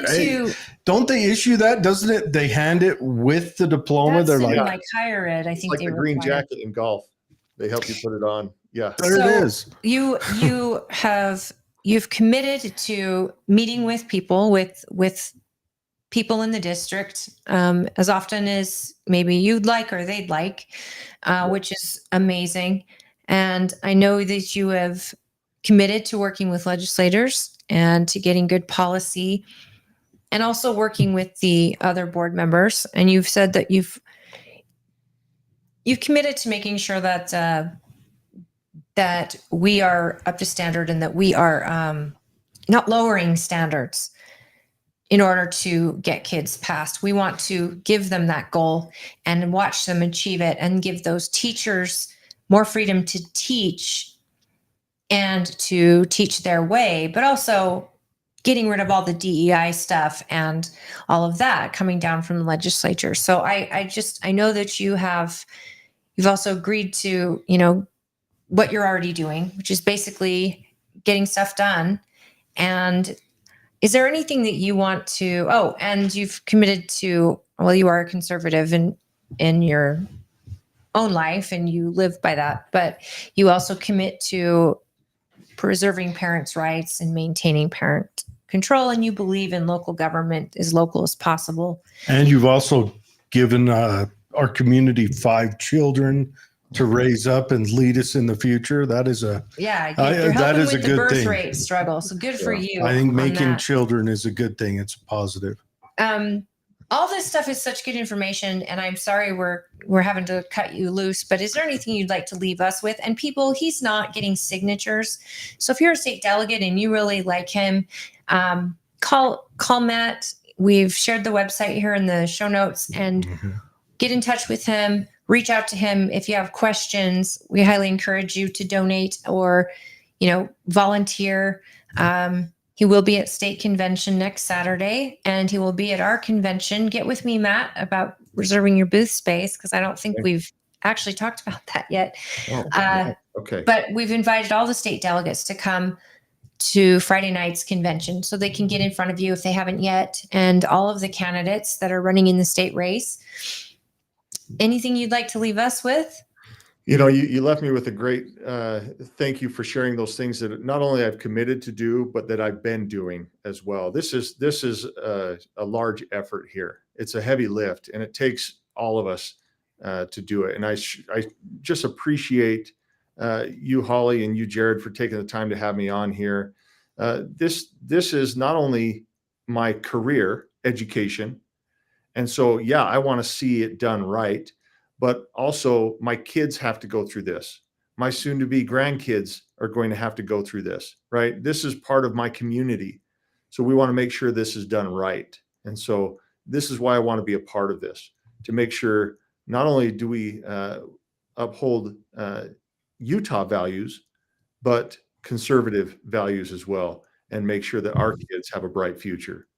Frankly, so they can take care of me when I'm at retirement age, right? I mean, Well said. If we do our jobs right. Well said, everyone. That's www.votehymas.com. That's HYMAS.com.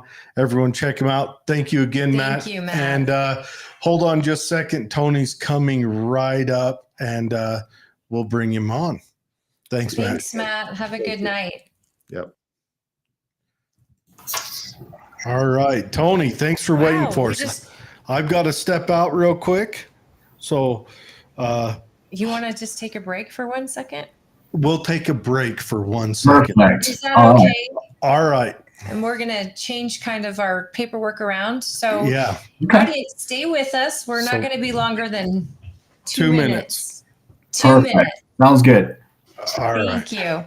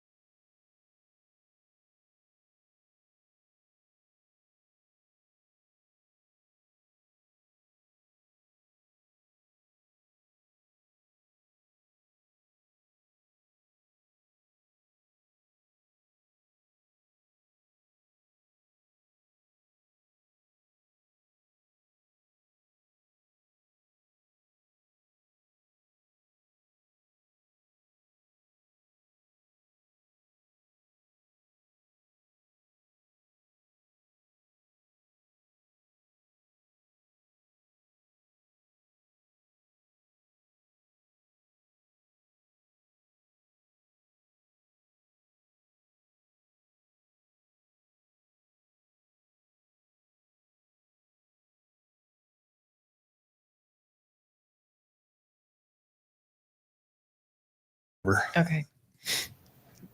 All right. Welcome back. Okay. So we've got Tony Hey Graff. guys, how are you?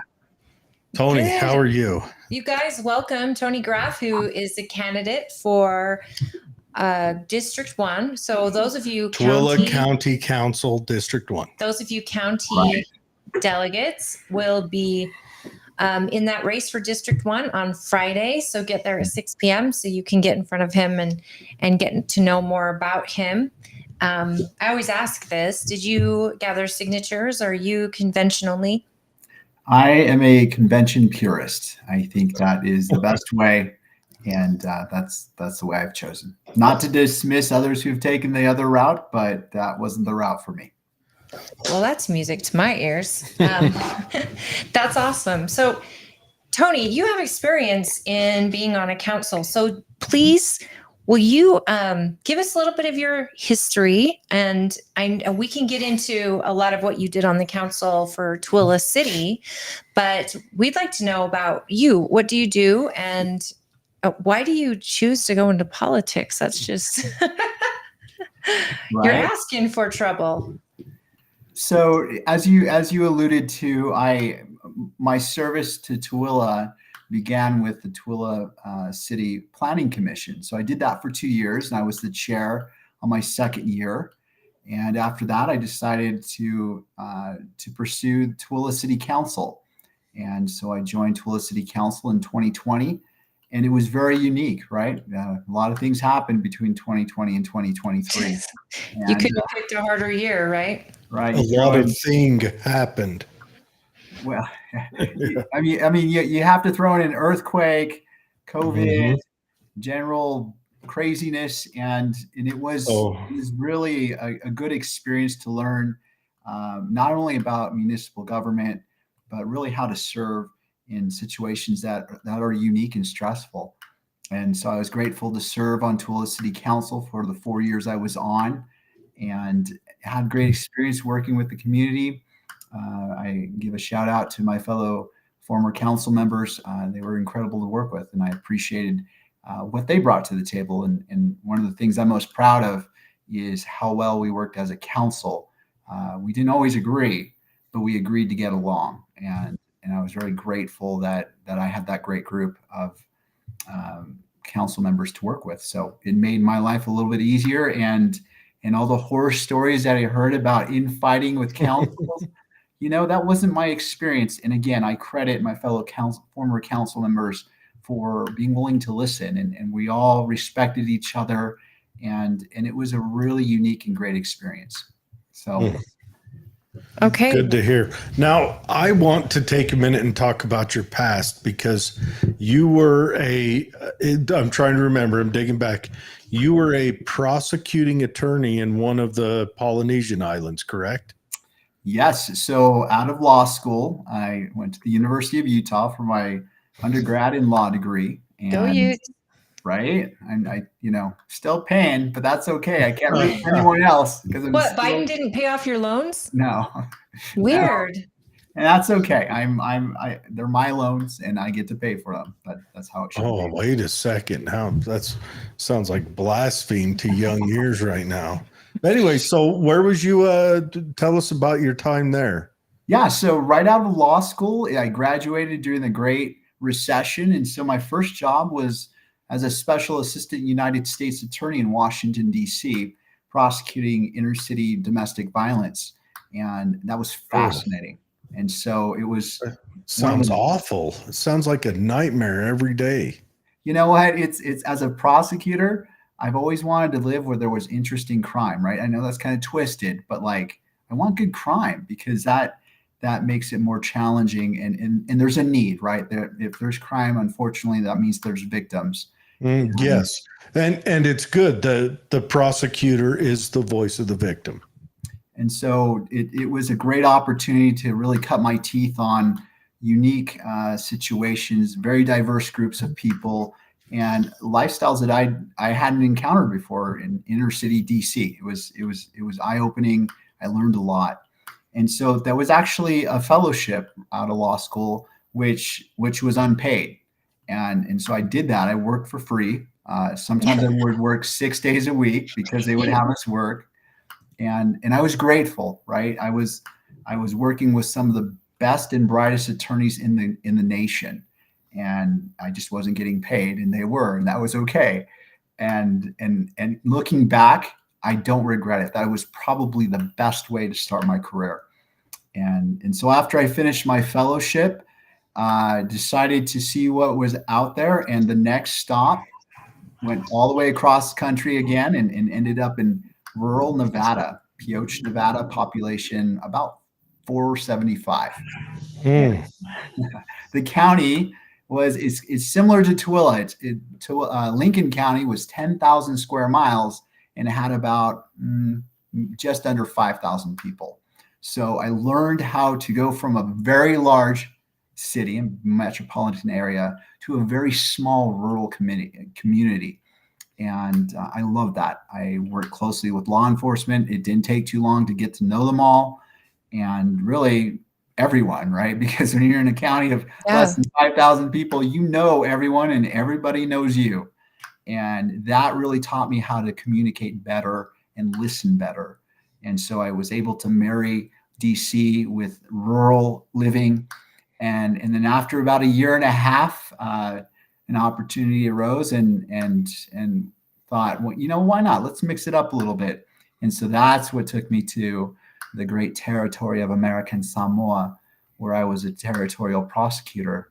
And that was an incredible experience living in American Samoa. And the thing I always love to tell people was I thought the American Samoa was in the Caribbean. And so I'm like, this is going to be great. I can go to the islands, I can go to Haiti, I can all these cool places.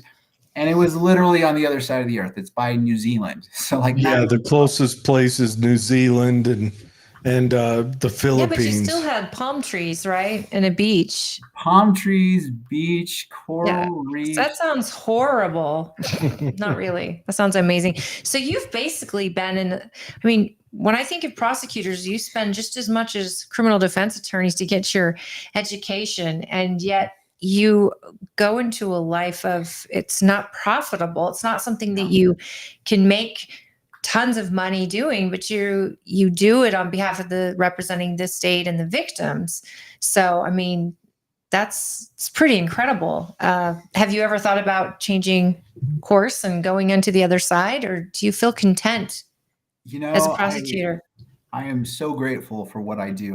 My specialty, and the area that I find that I just find the most fulfillment is special victims prosecution. So 95% is sex crimes prosecution for children and adults. And so I am very grateful that I get to work with that segment and work with these victims who are incredible. And they are some of the most challenging cases, difficult, heartbreaking. Yeah. But it is where the most work is needed. And I'm grateful to work in that, and I work in it now, and I will work in that area until I no longer can. And you work in Salt Lake, or? So I did. So when I came back from Samoa, I started at Salt Lake County, was there for 7.5 years, and then I needed a change, and then I worked as the section chief of SVU in Utah County. And then Davis County said, hey, we have a spot for you, come on up. And so I am doing special victims in Davis County, and I love it. My stepmother was in law enforcement, and she went into investigations of crime against children, special victims. And that takes a really different type of person, because most law enforcement officers can only be in sex crimes for a couple years before it just gets to be too much. And I think when you can actually, you feel like you're helping. A lot of people that are in that, they feel like you're not getting the guy, and it's not happening. You're not seeing it fast enough, because those cases take a lot of time, and they're highly emotional, highly volatile, and getting those victims to get on trial is really, really hard. So that's no easy feat. And it's, I'm in trial this week, and I'm doing a case that I tried back in February of last year, and that resulted in a hung jury. That means the jury couldn't come to a decision. And so we're retrying it again. And so this is going on 3 years for one case. Wow. And it is, but you know what? There is nothing better than being in a job that you love and you find fulfilling. And so you're right. I'm never going to make the big bucks of a private attorney, but I am. Oh, yes, you can. Okay, thanks, buddy. And the other one. How about the other one? Okay, so guess the parents. And he is also another person who is making babies to take care of us in our twilight years. So thank you. Right. I have 3, and they're all at North Lake Elementary, and it's great. I love it. So That's good. And it's great because, you know, my kids are help bring me back to center, right? There's days I come back and I'm like, this world is twisted, everything's crazy, and I come back and I realize, you know what? That's not true. There are plenty of healthy, normal people in this world, and so it reminds me that what I see is a small segment of society, and so that's They are your why. Like your little faces are your why. And I think that's amazing. So why don't you tell us some of what are some things that you're proud of when you were serving on the Tooele City Council? Like, I mean, that's a really crazy time to be on any council. Our county council was going through a huge change during that time.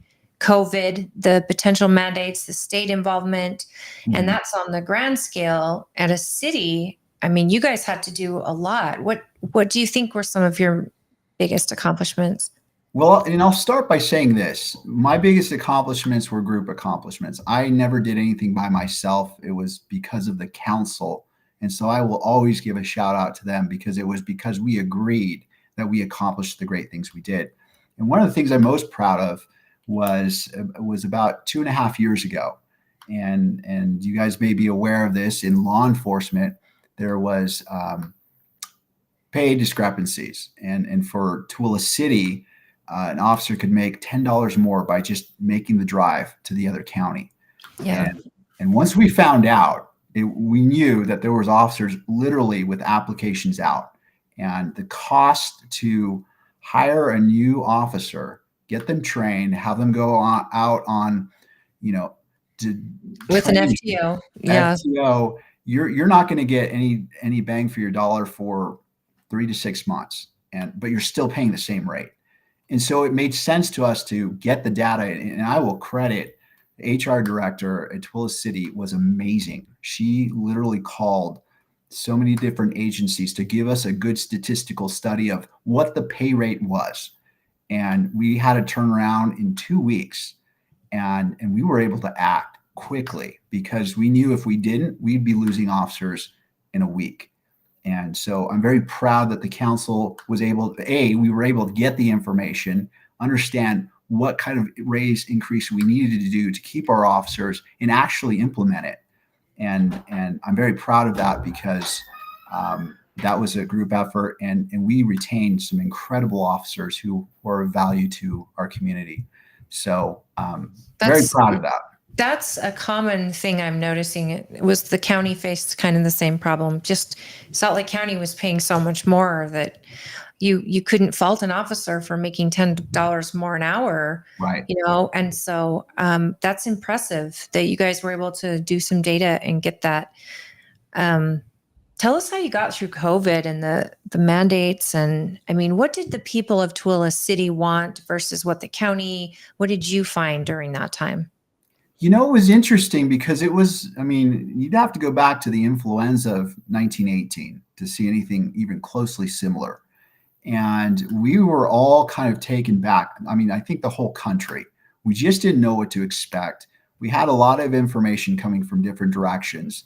And as a council, we decided, look, let's just be safe. We don't know we're not health professionals. And so let's just be safe. And we thought, let's just adopt a method that keeps people safe. And that's the approach we took. Here, give me 1 second. I need to close my door. Otherwise, you're going to hear some weird cartoons playing.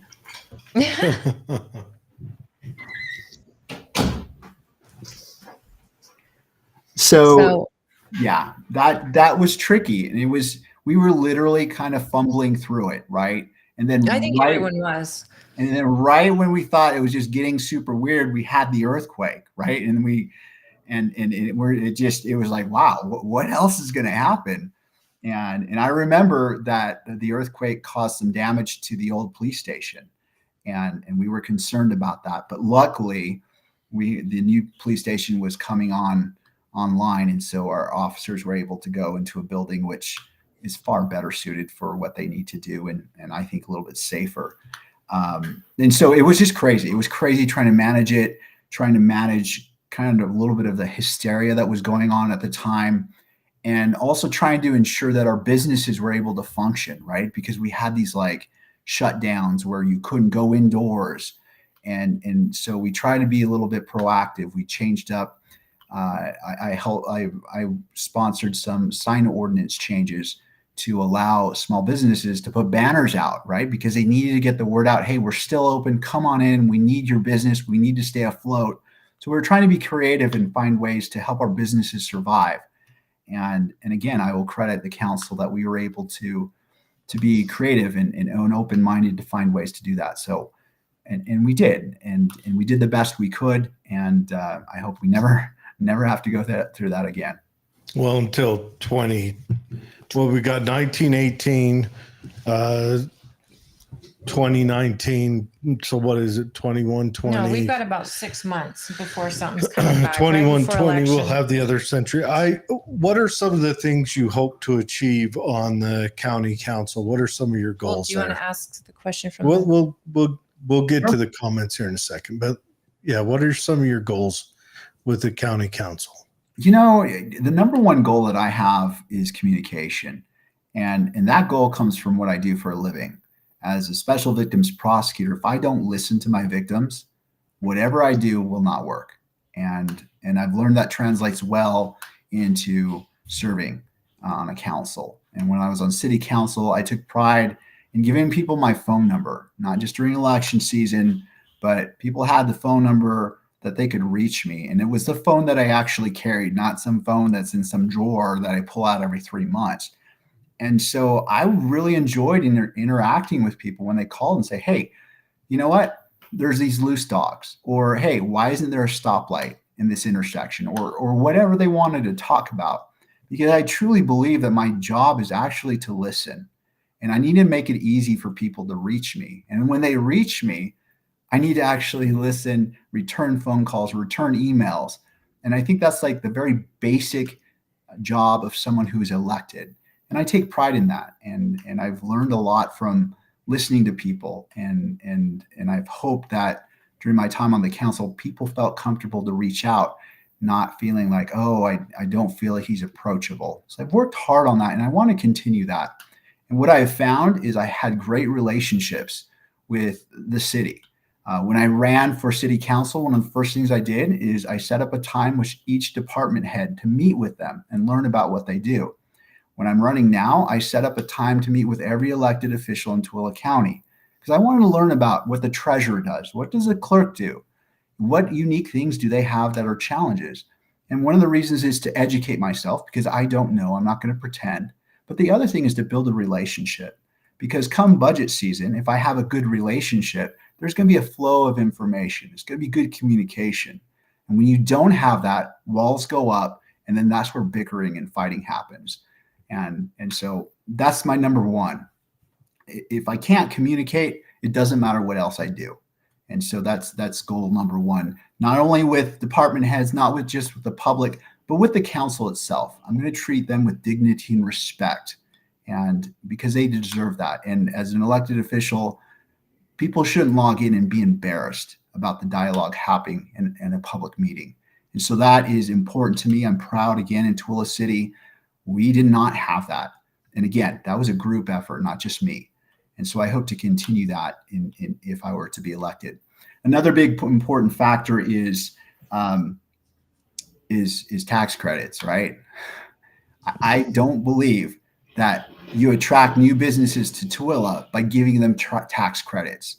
And I know that's kind of a belief. Well, you might, but they don't stay, right? Once the credits run out. Exactly. And so what did you gain? You gain not a lot of anything. And what I loved about Tooele City is we adopted a policy that we would not give tax credits, and we didn't for 4 years. And you know what happened? We got a lot of new businesses because there's this perception that you have to give it away to get businesses in. And that's simply not true. And because what we have in Tooele is unique. We have industrial, we have rail, we have highways, we have these connections and we have a lot of areas for development and manufacturing. We are valuable, and businesses know that.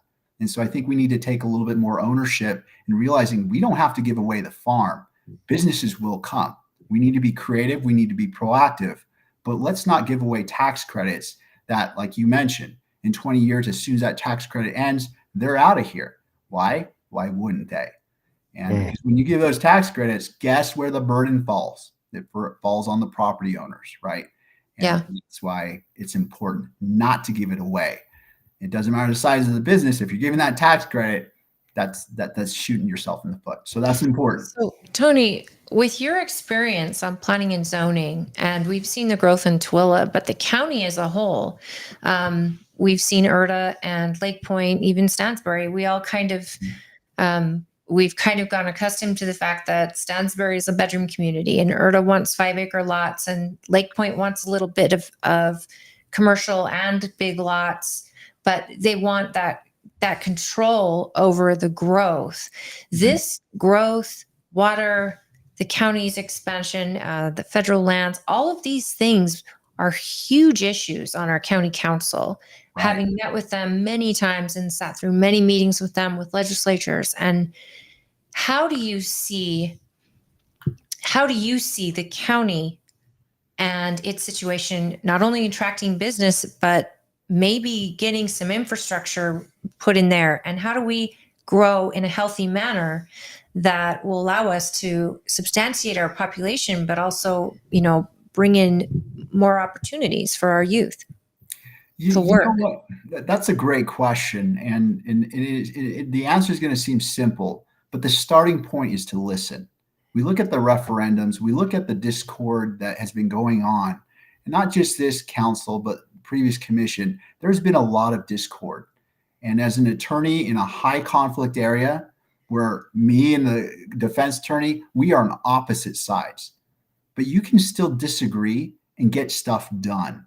But what happens is when you start the infighting and you start engaging in communication that alienates people, then the walls go up and the lawsuits get filed. And what needs to happen is our partners in Erta, Lake Point, Stansbury, they need to know that we actually are going to listen. And I think what's happened, and again, I'm not going to point fingers at particular people, but what's happened is there's certain levels of communication that have fallen apart and there's no trust. And so what happens? People retreat into their corners and say, you know what? This is not working out. We're going to go to battle. And again, I look at Erta. What happened was a complete failure of communication. And I think if people sat down and say, hey, I really want to hear what you have to say. And for me, I didn't grow up in Erta, and I want to learn what is important to Erta and listen to those perspectives before I jump to a decision. And so it's important before we make decisions that affect these communities, we understand them and that they're able to speak. And so that's something that has to be done day one, because if people don't trust the people who are elected, nothing gets accomplished and nobody is happy. That's the starting point. And I have to say, because I was very, I didn't have a lot of hope for a part-time county council, and all the councilors know this, because here I wanted a lot of attention and I wanted it to be a full-time job. And I'll be honest, I know these guys put in full-time hours. A lot of them do, and with their jobs. And I'm so grateful for that, because I do feel like they've covered having they've got somebody at the Hill. They're highly in tune, and I've seen this council work better than I've seen any of our commissions in the past. And I mean, I've been really impressed. I mean, I know they probably bicker behind closed doors, but just from my perspective and many others that tune in, I see them working, even though I know they all don't agree. And what happens when, that thing with Erta and the temple and all of that, people started to draw their line in the sand, and this council got thrown in when that line was drawn and the battle was beginning. And I think once you decide to become a city, it's the county's job to let you become a city. And, that's why I've not wanted Stansbury to incorporate, because I want to just have that one layer of government, which is the county, rather than adding a city on top. But I think that as a councilman, I hope you're going to bicker on behalf of District 1 if it comes down to it. I hope you will make arguments and stand up for your district, because you are representing by design that district. But then, when my representative comes to the table with something that we need, growth is happening. People have to be prepared for it. And we're going to have probably some more intense issues coming up. We've got water that's an issue, and housing crisis. And one of our comments here is high property taxes. Mm-hmm. All this needs to be figured out, but we also have to be smart about how we raise taxes and not do it in 10 years when we haven't done it for 10 years. Right. I mean, right. Absolutely. We've got to make sure our county, employees are getting paid fairly, and places that are facing growth, if we don't do it in an organized and slow and effective, smart function, we're doing a disservice to all of us, because then it has to be redone, and we keep staying in our little cities rather than a county. So I'm hopeful that you're not worried about fighting. That happens on a council, I'm sure, but this is a separate district, so I assume you'll all have different things you're going to have to argue about. And I agree with 95% of what you're saying. The one area I don't agree is there is no place for bickering. Bickering is when you let your pride get in the way of communication. I can disagree. I can disagree with somebody, but still treat them with the respect that they deserve, and let them know I will listen, as opposed to shutting down or acting like, well, if you're not going to vote for my bill, I'm not going to vote for yours. That's how I define bickering. And there is no place for that. We are grown adults, and we can communicate. And I'll let you know, I will advocate for what's important for my district. There's no question. I do that in my job. I stand before juries and argue and do that. But I do it in a way that's effective, not a way that shuts people down, but in a way that people listen. Because that makes so much sense. Because you're right. That's my approach. Is different than an argument Right. or a debate. That's excellent. Where is the lines for District 1 drawn? It's basically the west side of Tooele, almost up to west side, bordering Overlake area. So basically, Okay, from Overlake, where I live. Yeah, you're my people. All right, I'm your people. Too bad he's not a delegate. Yeah. Or a Republican. Or a voter. We got a lot of work. For Jared. president, A lot of work. You said you vote local. So, I vote local. I've then you're never a voted for voter. president, and I don't vote for says local he's not a very voter, often. but he votes. Yeah. I think the last time I voted was in a primary. Oh, well, the last time I voted for president, it was Clinton's second term. I was curious about this high property taxes, because 75% of our taxes go to education. We kind of know that. And, I live in Stansbury Park. My taxes feel like they just keep going up. My mom lives in Tooele. She's on the other side of Maine, though. She's not in your district. But I know that She's the one city of had those people. the city had quite a big tax jump a few years ago. That was culture shock for a lot of people. Stansbury Park just had a huge tax jump in our agencies. I think people are exhausted, Tony. If I'm being honest, people are, and you probably are too. We're so sick of taxes. We understand the need for education, for law enforcement, for roads and streets, things like that. But how can you address, we never get to own our property, even if we pay our homes off, and the property taxes are just going up and up and up. What kind of control would you have, or what kind of say do you have in that? What are your thoughts? So the council has control over over county taxes, right? And that's straight up. Tooele City has control over Tooele City taxes. County has county. State has state control over state taxes. So it really comes down to this. And before I was an attorney, I was a stockbroker. I had my Series 7 and my Series 63 licenses, and so I was in the world of finance. And so numbers are important. Budgeting is important. And here's the fallacy. So what you were talking about in Tooele City was 2018, an 82% tax increase. And why did it happen? Well, there's something called the certified tax rate. And if you don't hold the certified tax rate, it's you go into a deficit. And eventually, and you offset the deficit by either raising taxes or drawing from your general funds, which is kind of like a savings account. And so you can only draw from your general funds for so long before you're just like, we have to raise taxes, otherwise we're going to be insolvent. And so what happened in Tooele was the certified tax rate kept falling and it wasn't addressed. And so people were happy because there was no tax increase, but it came at a cost, and that cost was 82% in 2018. And so what needs to happen is, and again, I'm going to talk about Tooele City because I'm proud of what they did, is they implemented a program where we would meet at the beginning of the year and talk about our priorities. And one of the priorities that Tooele City Council held was we weren't going to let the certified tax rate fall. We were going to do everything in our power to hold it so we could be proactive for the future. And then we were going to look at our budget and say, okay, we're going to hold the certified tax rate so you departments know that's not going to change. So you know what you need to do on your end to kind of balance the budget. And so we had those discussions early.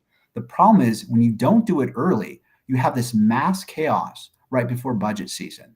And all of a sudden you're saying, hey, departments, you need to cut 10% and Right. you need to do it in 3 weeks. And that is never going to work. And what happens is people throw their walls up. People are just like, look, that's not fair. And then you have the infighting. And so it really is about being proactive and taking ownership of your budget. And that needs to happen early. And so the council needs to sit down and say, hey, here's our priorities to the elected officials and the county manager. And that's the starting point. So you know what the end point is going to be. And so what that means is there are some years where you might have to have a tax increase, but it's a small incremental increase as opposed to an 80%. People, and you can explain away and say, okay, look, this is why we're doing it. We want to be responsible because there's things that you can't address and budget for, such as inflation, right? Like last year or two ago, we had 7% inflation. How in the world are you supposed to be able to address that? That's just the cost of things went up and you had to address that. And No, so just the price of gas at that point. I mean, just to fuel your police cars and your county cars and all of that. I mean, that's a small little fraction, the snow plows, but that is such a huge impact. The fluctuating gas prices, the fact that when you're doing a build, for a county building, the cost of just plywood was so ridiculous. Exactly. Biden tells you though that the inflation is going down, the inflation that he says doesn't exist. He doesn't say it near as And coherent as you just did. I would love to know, I know you're a Republican, but how you feel about the party platform and its ideals and what you see in you and what you see in it that brings you to the party. Well, I'm a child of the 80s, right? I grew up under Reagan. Reagan was my hero. And I've been proud to have been a Republican my whole life. I've never changed parties. I respect the other party, but it doesn't align with what I believe. I look through, when we were at our caucus meetings, right? We read the party platform, and I agree with the party platform. And things such as being fiscally responsible, jury trials, the Constitution, those aren't like just talking points. I live and die by the Constitution. That's my job. And I uphold it. And I've sworn an oath to uphold it. And I don't take that lightly. And so when we talk about the Constitution, it's something I know and I love and I've studied. And it's why I do what I do, because people have rights and those rights need to be upheld. And I know for, when I was on city council, it was a nonpartisan race. So I never talked about being a Republican because you're not you're unaffiliated. I mean, Right. you're nonpartisan is a better term as a city councilman. And I served all of Tooele City. But being a Republican is not something new to me. It's not something that's been trendy. It's something that I align with, and I always have. And things like, I don't kneel, I stand for the flag. I respect it. That flag means a lot to me because far greater people than me have died for it. I believe in the rule of law. I believe that we need to uphold lawful activities. We need to respect our police. We need to support them. We don't go to public disorder. We don't believe in rioting.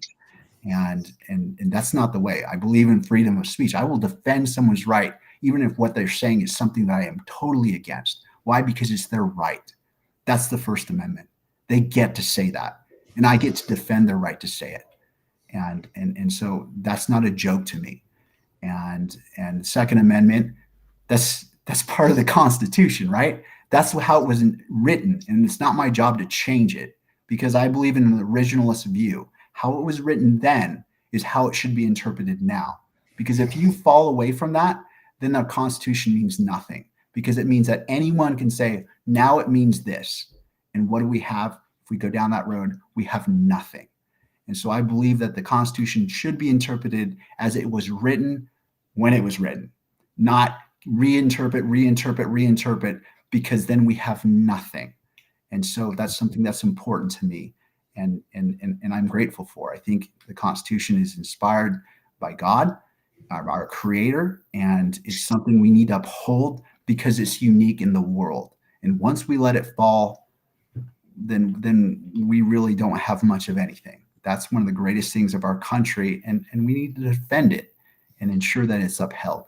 So I love that. I mean, that's easy, right? When you believe in something, it's easy to talk about it. And when it's literally your job, that makes it even probably easier. So you obviously love what you do, so you don't work a day in your life. And now you want to do a real job like county councilor. It's pretty cool that someone loves their job and believes in it so much. I think that's extraordinary. All right. You want to ask this one? Yeah, let's just hit it. You see the comment that says, thank you for coming. Mhm. The 2020 general craziness, we call that the summer of love, included BLM marches and riots. I remember that you were part of that in Tooele. Why did you participate in that? I've always wanted to ask you. That's a great question. I appreciate it being asked. So I was asked, as was every single elected official when that occurred. And it is my duty as someone who is elected to go to a place where people have concerns. And so I didn't turn away from that. Do I support all the beliefs of BLM? No. Do I think that there are areas that need to be addressed? Absolutely, just like anything else. And so I did speak, and I joined, I want to say it was either 2 or 3 of the county commissioners. They spoke as well. And a lot of people seem to have forgotten that. But I was the last speaker. And my points were this. I told the group that if you want meaningful change, you go and vote. If you want meaningful change, you run for office. And if you really want meaningful change, you join the organizations that you think need to be changed. Change happens within, not by rioting. And a lot of people have asked me, well, how can you be a Republican if you speak at a BLM event? And I want you to know that a real leader goes where there is discord, where there is confusion, where there's people who are wanting to hear. A Republican doesn't hide. They go to the event and they speak what they believe. On that day, I didn't surrender my Republican card. I made it shine brighter because I spoke to what I believed. And you know what? They listened. They didn't boo me. And they realized, hey, this guy he can stand next to me and support things that need to change, but doesn't surrender what he believes. And I'm proud of that. And at the very end of that event, they all took a knee for 7 minutes. And I don't take a knee for anyone except my creator. And I stood there respectfully, not disrespecting them. That was their right. That was their freedom of expression. But I stood there because I didn't need to take a knee. But I felt the need that as an elected official, I was not going to hide behind a door and say, oh, look at these crazy people. I was going to go to them and speak of what I believe in, being lawful, rule of law in great. So that's what I did. And I'm proud of that. I'm proud that I did that. I was the only one on city council, and this is not disparaging other council members, but I feel leaders need to lead. And that means you go out, that you don't go away. And so that's how I plan to lead. And if I'm invited to speak at something that's lawful, right? I'm not going to go to some chaos. If it was rioting, I'm not going to be running around in riots. But if there's a lawful event where there is the ability to speak, why wouldn't I speak about what I believe and what I think? You bring some light to a potentially dark situation, and you bring some hope to a hopeless group that is looking and seeking hope. And I can see that. And we didn't have a riot in our city. That's because we had great armed citizens that made sure that everything was. It's interesting, as I remember looking, we tried to get the girl that ran it on the show, but she chose not to come on. But I went and had breakfast with her a couple times and we chatted, and she and I got along great, but Dave made her mad somehow, which is what happened. But anyways, it's great. It's interesting how both sides see the other side and read into what the other side did. And I didn't go to either of them because I live by a policy that I don't go to stupid places. And anywhere where people gather over emotional things, that by definition is a stupid place. Just, For you. It's a stupid place as a person. I wouldn't call the Boston Tea Party a stupid place. Well, I wouldn't call Lexington and Concord a stupid place. That's where groups of people stood for what they believed. Right now, for me, right now, as a person who comports himself in a certain way, I don't join into those things. Just personal policy. But I find it interesting the way both sides see that. We did not have a riot out here. We had a march. Yeah. And we did not have people subduing other people's First Amendment. Right. We had people who lined places that they were concerned about, places with statues. A couple years build up to that, we'd had a lot of issues with statues becoming the victims of large groups in the United States. Sure. So I don't see as either side did anything wrong. I'm saying that outright. I don't think that, and I don't think they were directly affiliated with BLM, our group that marched out here. Mm-hmm. I don't think they were. Talking to the girl that put it together, she wasn't. She was a sideline supporter of BLM until she noticed that BLM means buy large mansions, and then she gave up on that. But she's a supporter of the message. But it's interesting. Both sides see it as stereotypical. They read into it what the other side did. Her side felt like everyone lined up around that park there on Vine and Main, that they were subduing their First Amendment speech. And I said, wait a second. So they weren't. Well, mean things were said. I'm sure mean things were said on both sides by individuals. But the group they had seen statues, military veteran statues, fall victim to such groups. Not your group, but such groups.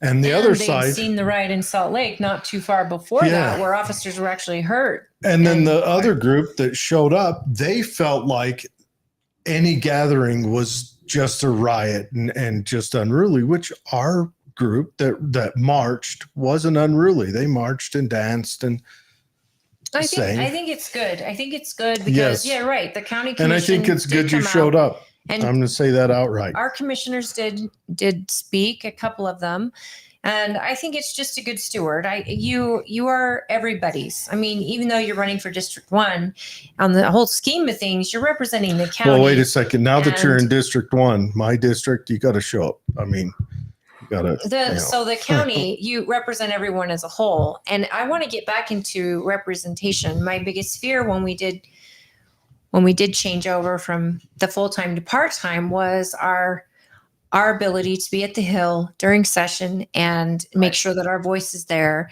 And, this part-time job, these guys, the county council got someone to lobby for them on their behalf, giving us a seat at the table.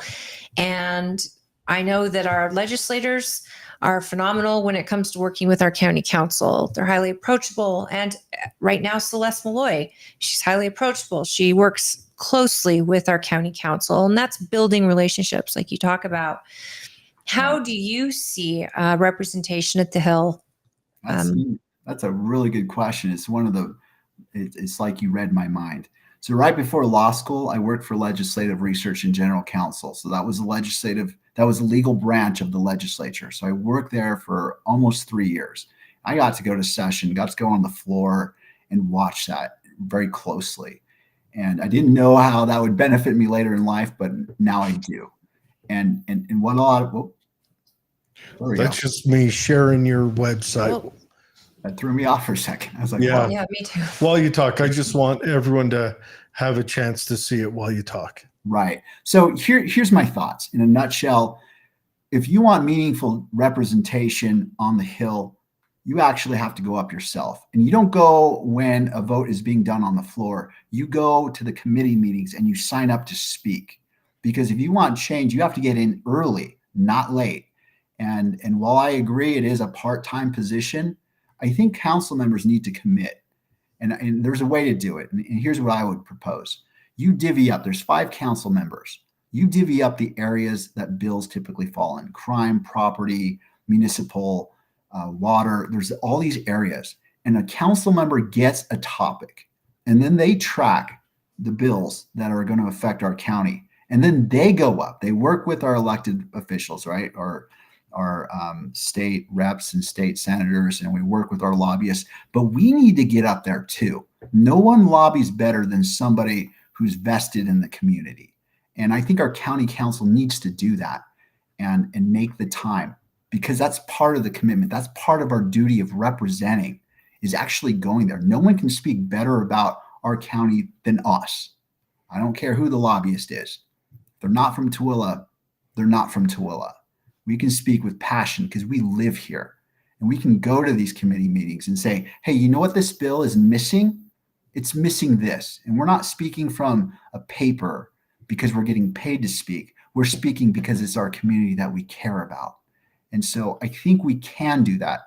I realize there's time constraints, but we can do that if we are selective and pick and choose the bills that will most affect us. A lot of them have full-time jobs. I would hope that I love that we have a seat at the table. That's something we had under our commissioners, and, they were appointed to certain boards, and that did help. But again, I was pleasantly surprised at the fact that we really didn't skip a beat in the change. I expected it to be chaos. Our county council just kind of jumped in, and if there was a lot of chaos there, I don't think we saw it like I anticipated. On that, I would like to talk about collaboration, because one thing that Tooele City doesn't have that the county does is a lot of cities within it. Right. And to work together. And how do you see, collaboration is needed. The county needs cities on board, all of us going towards the same goal for the betterment of the county, because we all live here. But we need collaboration from Tooele City, from Stockton, from Grantsville, from Lake Point. Everybody's got to kind of be on the same page. And how do you see you being able to establish some collaboration in that front? And you're absolutely right. I think a lot of times we get protective, right? And in Tooele City, we're Tooele City, right? We have our needs and our goals. But on the council level for the county, everyone's on your team, right? We are all in the same county. And so the way to do that is actually be proactive in reaching out to these cities. When we had the Meet the Candidates event, was it last week? Mhm. I was grateful that Grantsville Mayor said, "Hey, can I talk to you?" And then my answer is, "Of course." And I was grateful that he wanted to share some concerns he had. And I want my reputation to be, you can approach Tony Graff. He's not going to shut you down. He's not going to just listen and not really listen. I actually want to hear. I want to hear what Grantsville needs, because my vote is proportionally the same as the representative from Grantsville, right? We all have the same vote and we all vote on everything. So Right. what happens in Grantsville is important to me, because I do not want to make an uneducated vote. And so I would want Grantsville, Erda, Lake Point, all of our communities to know, I want to hear, and I'm not going to vote ignorantly. And so that means I actually have to make the effort and reach out. And I'm willing to do that. I'm willing to go meet with councils and mayors and say, hey, I want you to know you can call me, but let's sit down and listen. I want to listen to your concerns. And I think that's the very first point, because once a city, a government, a mayor knows, hey, that person is actually going to take my call and listen. And I may not agree, right? I may not agree after I do all my research, but they're going to respect that I'm trying to listen. And they're going to feel more comfortable approaching that person again and again, because they know that person actually wants to listen and do right for the county. And again, I'm not always going to vote with what they want, right? Because I have to weigh the needs of the county. There's a lot of work, but I want them to know that I am going to listen. Because when I was in public meetings in Tooele City Council, there are some times that the public comment changed my view, and that's good. That's the way it should That's be. really good, because the public is who has hired you, and it is them that you have to think about at the end of the day. And whether they have a D or an R and I next to their name, it should not matter. These collaborations are so important. And, from the party's perspective, we would love to have, meetings with all our electeds, because I think the information that our council needs from the Senate, like they need to know what bills are going on that are going to affect the county before those bills hit the floor, for that reason, so they can weigh in. They need to know what's happening on our federal level with our lands and with, what's the government doing. And so our congresswoman has been, highly engaged with our council. Our council has been great at outreach and getting information. They seem to be the information council, whereas in the past our prior commissioners maybe have not invested in trying to get data before making decisions. And so they've tried to be a well-informed council. A lot of projects going on within the county, and I see the county going in a good place. I'm curious with you, what is it you want to accomplish at the end of the day? Is there something that you see that you could accomplish on behalf as a member of that team on the county level? Absolutely. And this is a general comment about the state of affairs on a national, state, and local level. There is a great distrust of government and of elected officials, straight up. What? Yeah. No, say it ain't so. And I mean, unfortunately, you're absolutely right. How often do they say one thing and actually do that? No, they name it a bill happen, and they do the opposite. Yeah, or do they come up with a plan that says, turn the sky brown and call it the blue sky plan? I don't know where this is coming from. Yeah, what are you drinking, my friend? Yeah, I mean, what are you I drinking? know, you know what? I'm not drinking a ginger ale. Right. Yeah. You're not drinking water either. And that's all good. That's all good. That's what makes your show so great. So for me, it's simply this. Before I can actually accomplish anything, I have to earn people's trust, straight up. I'm not gonna accomplish any of my goals if people don't trust me. I'm talking about the council, fellow members, fellow elected officials on the county level, cities, businesses. There has to be that trust, and I have to earn that. That doesn't come to me if I win an election. I have to earn that by effort. And so that is goal number one, that I actually make the effort to reach out and engage. Because if I don't, I will never gain traction. and no one's going to care. And I do have plans on what I want to accomplish. I actually believe we should implement a rotation schedule on replacing equipment for the county. Why? Because if we don't, we have these peaks and valleys with our budget. Suddenly we have 10 sheriff's vehicles that need to be replaced that we didn't anticipate. I'm not saying that's the case. I'm just giving you an example. And so we need to be on a rotation schedule on how we manage our equipment. And what does that mean? That means we have a more stable budget. And if we have a more stable budget, that means we can manage taxes better, as opposed to being thrown to the winds of chaos when we just don't have that in place. And on a council level, and after reading the county code, we have an inventory system that's in place, but we don't have a replacement program that's in place. And that would benefit us across the board in every department. Other things that are important to me is, again, the policy of not giving tax credits to new businesses. Again, why? Because that affects our budget. We have more influx of sales tax from these businesses that otherwise we would have given away. How does that affect us? It lowers our tax burden. And so that's important. In regards to development and growth, we need to listen. IRTA is different than Lake Point. Lake Point's different than Tooele City. Grantsville's different than all the other places. And so it's important for me to listen, and it's becoming more narrow, right? Because with the incorporation of Lake Point and IRTA, the county has less development areas, right? Those are no longer our areas. But the areas we still have control on, we need to listen to the people who live there and to make good policy decisions. And let me give you a quick example. Right by North Lake Elementary, there are these like little micro farms with livestock and horses. And we had a developer come in and say, hey, we want to make it from rural to R7, which is residential development. And I'm grateful that that community came out and said, hey, we only have so much of this land. And once we lose it, we lose it. And I'm very proud of the rural heritage of Tooele. And so it's important for me that we retain it as best as we can.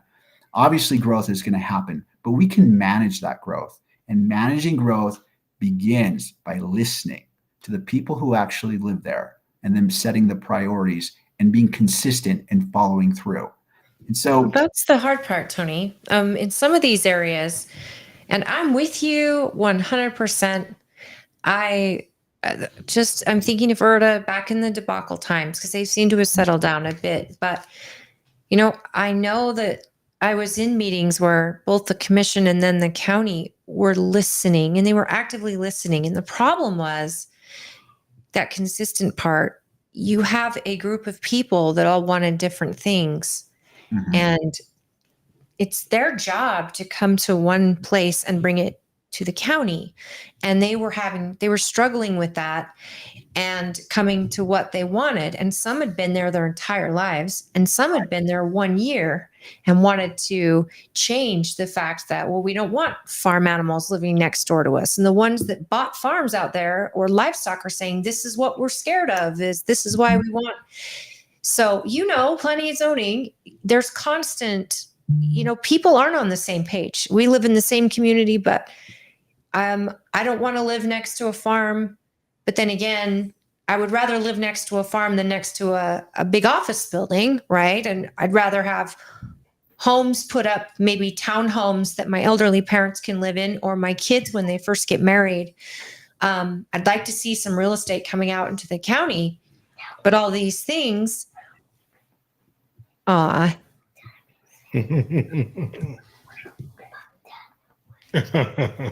that's just too cute. I can't even stand it. My teeth hurt. That's so sweet.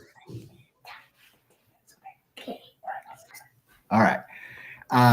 You're right. You can't be everything. People on the same page is a big problem. And you've got, if you read the socials and people talking about a potential inland port or a satellite port, that could really benefit the county a lot.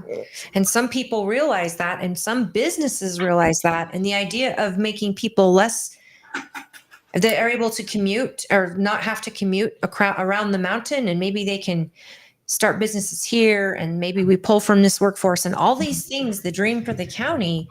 But then you've got a whole nother side saying, we don't want it. It's going to cause pollution. It's going to cause traffic jams, and we don't want it here. So how do you, I know listening is great, but the reality of some of these meetings is you've got people neighbor against neighbor Right. on the Absolutely. ideas of what they want. So I'm wondering what your vision is and how to get people maybe to come to a consensus where they both give a little.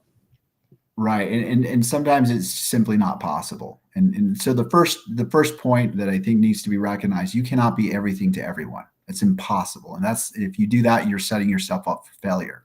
And you're in the wrong business as a politician because you will upset a lot of people regardless of what you do. And you're right, but it's how you engage with those people and how you manage that. There's ways of communicating that you can say, look, I'm not going to go for your position, and they're going to be livid, but there's a way to do it in a respectful manner where they felt like, oh, you actually listened, you don't agree with me, but you actually gave me reasons why that makes sense. So here's where it begins, and this is going back to my planning and zoning days.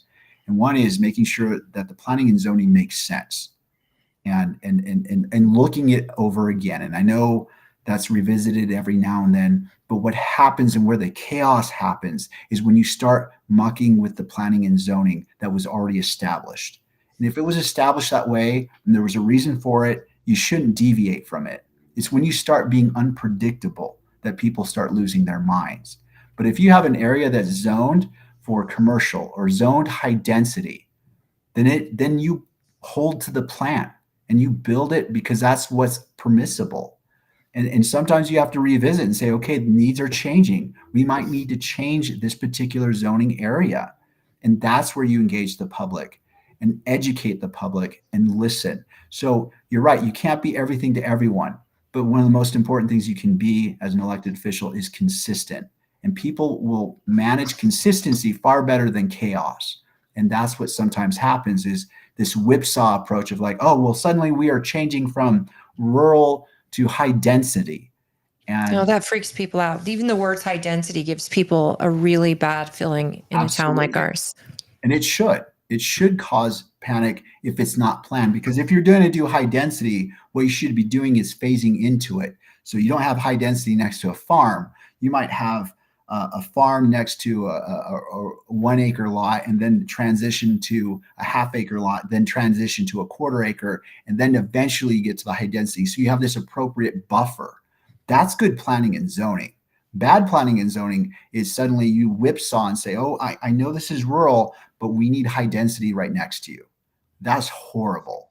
And that's not consistent. And people want consistency. They want to be able to say, I see what you're doing and I don't agree, but at least it makes sense. And that's the important part. And so again, you're not going to please everyone. You're not going to have world peace in these meetings when you're changing zoning. But if it makes sense and it's consistent, people are able to accept better. That's been my experience. It's when you can't and you're not consistent, people understandably and rightfully lose their minds. Well, that's people in general. I mean, I will look at sometimes on the 411, you have the same people complaining that we don't have a Costco. Why don't we have a Costco? And then they're also complaining about growth. And I'm saying, to get a Costco, you need to have like a population of 200,000 people. Right. So do you want to live in a town of 80,000 or do you want to live in a town of 200,000? Because then you'll get your Costco. Costco's not coming. You'll drive to West Valley. They've proven that. They do market research. They understand that. So educating the people in a way that is kind. I mean, I'm probably less kind than you are. I get pretty blunt with people because it's exhausting, but that's what's highly important. And I think having a council that is approachable, and I have been trying to get them on town hall spree, and they have been more than willing. And we just got caught up with caucus and everything. But, we have a group of guys on that council that are excellent when it comes to transparency as far as the party. And they've been on the show every time we've asked, and we've brought up the issues with them. I would hope that if you were to win, that you would offer that exact promise to us, that transparency would be important and that you would be prepared we just want to educate the people on what's going on in the county. And we would hope you would give that same dedication that our current councilors have given us. Well, I think there's no other way. And I've been grateful that Jared has invited me throughout these years, and I've never declined and I've always answered the questions, even though they may be a little uncomfortable. I believe that if I'm going to put myself out there, then people have a right to ask me questions and I should answer them. If I don't want to answer them, I shouldn't be running for office. And so I'm happy to do that. And I believe transparency is very important. And I have no problem with that. I think that's the way it should be, because that's how trust begins. No transparency, no trust. It's impossible. Well, and our lives are far more affected by local government, and that's just how it is, folks. And if you are interested in learning more about Tony, we want you to go to tonyforutah.com. Tony for Tooele. Oh, sorry, for Tooele. She's in caucus brain. Yeah. Come November, we can have a minute of rest. But until then, it's going to be insane. But tonyfortooele.com. Go check him out. I assume that you take donations or you like volunteers. We encourage people to do what they can if they support a candidate. Sure. State delegates that are, county delegates that are watching. This is your race for District 1, and it's actually the only race we actually are hosting at convention. Yeah. And my delegate pool is 18. It is very small. We have 18 people that we will credential for voting. But have you been able to reach out to them and meet with them? I was grateful for the Meet the Candidates event. I had a chance to interact with quite a few, as well as reaching out to them, and I appreciate that. And I would also like to give my phone number out. I'm happy to take it.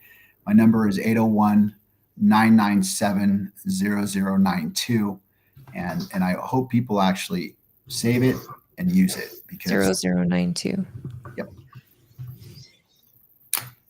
Yeah. Wow, that's and you've been very gracious with your time. Every time I've said, hey, you want to come on and talk about this, that, and the other, you've always came on. You bring some ginger beer, which was why that was mentioned earlier.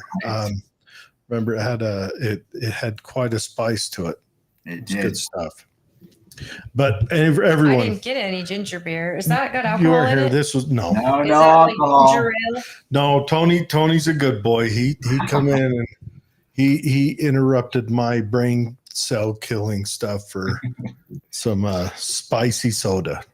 Well, and I feel like before we let you go, is there anything else you want to tell us about you? So you've been a stockbroker, you've been in DC, you've worked on the Hill in government, you're a prosecutor, and you've lived in Samoa. And I mean, geez, you've lived like 3 lives and you're still so young. Well, I wouldn't say so young, but I am grateful. And I think one of my most important roles is a father. I'm so grateful for my 3 kids, and they bring me back to center. And so of all the roles, that's the one I'm most proud of. And I'm just grateful. They're still they're still little and so cute. And you have a young family, which is really, He I came miss the and days. whispered into your ear, had a secret for That's you. so cute. That's just too sweet. Yeah. I miss those days. Now it's like, Mom, Mama. Mine's 28, so now he just comes and hangs out. There you go. Everyone, tonyfortooele.com. You can reach out to him on there. He's got his links to like his X or Twitter. Anybody now, have any his questions? Facebook. Type your comments, because this is phone number. the time. We've left the telephone number if you want to reach out to him. 801-997-0092. And this is for District 1. So if you're a county delegate, but you're not in District 1, then Tony would not be you wouldn't be voting a convention for him. But again, if you have issues you want to bring up with him, he will be speaking at county convention, and that's where we'll be doing the vote. Will you be having a booth at the convention, sir? I think so. Setup is 5 o'clock. Yeah, anytime after 5. Okay. Bring your own table. Absolutely. Because we've invited, the reception starts at 6 p.m. So we invite the public come and meet Tony in person. Come and talk to him. We got a reception from 6 to 7, and the public is welcome to stay for the entire convention and just see how the sausage gets made when it comes to party politics. Oh, and I can't wait where till we choose caucus is our over. Crazy caucus time. has been over. I don't know. Or this convention, sorry. Till this convention's over. This There's is just 2 crazy conventions. time. Oh, I know. This is awful. So I want to thank you for coming on the show, and I appreciate your support that you have shown the party over the years. I know you were in a seat that was nonpartisan, but you've always been supportive of the party, and I feel really glad to know that you were representing Tooele City. But I knew the party that you assimilated with, or whatever. Assimilate. Is it assimilated? Affiliated. It was a big A word. If you're the board, you can assimilate. I know. Just come in. We don't do night shows very often. That's right. Man, did you assimilate After with you our say party? assimilate, say we. That just bends it right in. Well, I want to thank you both. Holly, I know you do a lot for the party, and a lot of your work isn't recognized, but I really appreciate it. And Thank over you. your third term or second term? I can't tell. You've been there so long, doing so well. I think I'm in my 6th or 5th. Oh my goodness. Okay, No, here you go. 5th. And Because Jared, I'm crazy, obviously. and so thank you for what you do, Jared. Thank you for I love that you guys put together the show. I think it's important, and you've brought in a lot of candidates, and so thank you for being an outlet for education. I think it's much needed. We appreciate you. I'm like a Pokemon gymnast. I want to catch them all. I want all the candidates to come on. I want everyone to hear everyone. Yeah, absolutely. We believe an educated populace makes for better representation. Yeah, It's or really as true. good a representation as you can get. Absolutely. Well, thanks so much, guys. I appreciate your time, and it's been a lot of fun speaking with you guys tonight. Yes, it has. was Thank so you, Tony, fun. and we'll see you soon, good We'll see you on sir. Friday. All right, Yeah. Friday night. All right, guys, take care. Have Thanks, a good Tony. one. All right, everyone. That's Tony Graff, Matt Hymas. Any takeaways? Do you have any? I want to dig in more to this Nebo elementary. Was it elementary or middle school? Mount Nebo Middle School. But I Middle just want to school? talk about the candidates for a second. Wow. We've got, with Matt Hymas, that was a great interview. Yep. I appreciate the comments you guys have left. Yes. Nicolene, I know we're going to be seeing a lot more of you. Nicolene is. She needs to come on soon. She will. But She's we're got going to to get grilled. We're going to get her after we get some of the candidates that have a race. Hers is non-contested. Yeah, I'm warming up the in seat. the party. And so we definitely going to get her on. But, Nicolene has got so much education background and Capitol Hill background. And I mean, she'll blow your mind with what she knows. So, I know at the Meet the Candidate, me and her husband chatted quite a bit. But where I'm not a delegate or even a member of the party, I like to float around the outskirts and talk to support staff. Well, and I like to talk to everyone because we're just that way. We're just people. But I really appreciated. I think that we've been able to talk now to all the candidates in the race for school board. Mm-hmm. And we've talked to so many candidates. All the Republican candidates. Well, that's all that's going on until Friday for me. I know, but when we start moving, we're reaching out to the Democrats. You guys are. Well, we want them to have the opportunity to come on as well. But we've got to get our primary candidates first, and the Democrats already have theirs. So ours is a process, and it is long, and it feels like a lot, but it's important. The work we do is important as delegates, and that is to get the best candidates we can find to run and to get good people to run. We're so lucky. I mean, there are some really difficult races that are ahead, and we do know, we'll mention that. Yes. But we just want to thank you guys because you tuned in and you participated, and we are excited for Friday. So again, we extend the invitation. we are going to have Scott Wardle on the show on Friday. Mhm. He is also running for District 1, and he is our incumbent. So he is actually serving on the county council currently. So he will be on at 2. Yep, he'll be on at 2. And we will have an early show on Friday because Yeah, we'll go live at 2 and probably cut off at probably like 4, maybe 3:30 or 4, so that Holly can get over there to her convention and do. Are we going to go live at convention? No, I don't think we need to, because everyone that's going to be involved in watching it will be there. Oh, I doubt that. We've got people. Maybe right we'll now do that- little lives, but I don't know. You're exhausted. Well, I don't really like just wandering around into crowds with a camera pointed at people. You know what I mean? I do know what you mean. And having a you place won't be to there. sit. You'll be off and Yeah, about doing your thing. I try to So do both, but who wants to just sit and listen to me What prattle if- on? Tim Jimenez said he would be your co-host if you wanted to do We'll talk about it later. a sit down. Let's talk about it later. But yeah, we look forward to talking to Scott. Always a good conversation. That's always really good and always informative. That's the thing, you guys. We have got our current local government is great, and it's, I love when new people are coming to challenge. I always think that the challenge is good because it really helps us know what's going on, and it just keeps everyone on their toes. And I think that I think we've got an incredible group here. We're grateful for all of you tuning in, and our show's only grown. And we just hope that if you're watching on YouTube, please like and subscribe, because that will help you get notifications. If you're watching on anything, like, subscribe, share it with a friend, or I don't know what all the stuff is. And if I had said anything tonight to offend you, What? I'm not sorry. You were on your best behavior. I haven't I'm seen not you sorry. so well. You didn't mention the G word once. Well, this is local government. What do I have to mention it for?